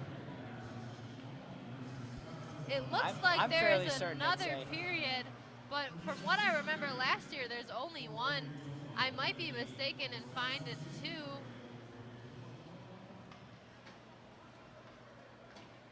It appears as if so they're going up for a 5th period here. Wait, but the announcer just said that, what? I am kind of confused. I don't know. I don't know what's happening, but it looks like a 5th period is actually occurring right now. Another 5 minutes. Alex, I'm going to have to let you continue to talk because I need a moment.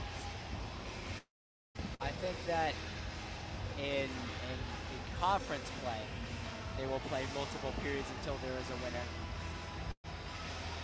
And it seems like they're going to do just that. There will be a period number 5 here. Some more free hockey for you all. Thank you again for listening to us here at WCBN Sports. We're all tied up at 1 heading into the second overtime here at Yost Arena. Michigan dominating this game, but not getting the puck to go in the net. 1-1, face-off 1 back by Norris. He's been on fire tonight. And he gets it right back. Josh Norris enters the zone for Michigan. It'll be a 4-on-4 overtime this time. Quinn Hughes has it. Quinn Hughes cross ice to Norris, could not get the saucer pass to land quickly enough. Loris swung and a miss, but he was able to keep the puck. Will Lockwood with it now. Dumped off to Norris. Norris skating around. Norris passes it to Hughes. Quinn Hughes with it now to Norris. Shot! Score! A score by Josh Norris ends the game for Michigan. And Michigan wins it. It's a Michigan goal and a Michigan win for Josh Norris. And listen to them go wild here in Yost Arena. The Wolverines have done it. What a pass by Quinn Hughes. What a pass. What a goal by Josh Norris as the play they've drawn up, the play they've ran so many times with Norris in the back door and Quinn Hughes at the point across the zone, perfectly placed by both Norris and Hughes, and the Wolverines win this one. That is amazing. 2-1. I can't believe it literally only took 30 seconds for a goal to happen. Honestly, I thought it was going to end in a tie just by the way all these periods have played, but it ended up that Michigan Wolverines were able to pull it off with the win. That is 2-1, and I see Quinn Hughes hugging his fellow USA players, and it makes me happy that Michigan hockey was able to pull it off. Can't wait for tomorrow. And wow, what an ending that was. Michigan finally getting their long, hard-fought goal to win this in overtime. It was Josh Norris who really stepped up in the absence of his line mate Jake Slaker. Norris winning nearly everything in the face-off circle tonight. Controlled the puck very well. Did not get too many opportunities, but certainly made the most of it when he had it in overtime right there. Again, for Alex Shee, for Vanessa Litchard, I am Alex Shee. We think at Yost Arena. The final score, Michigan 2, Wisconsin 1 in overtime. good night, and go blue. Thank you.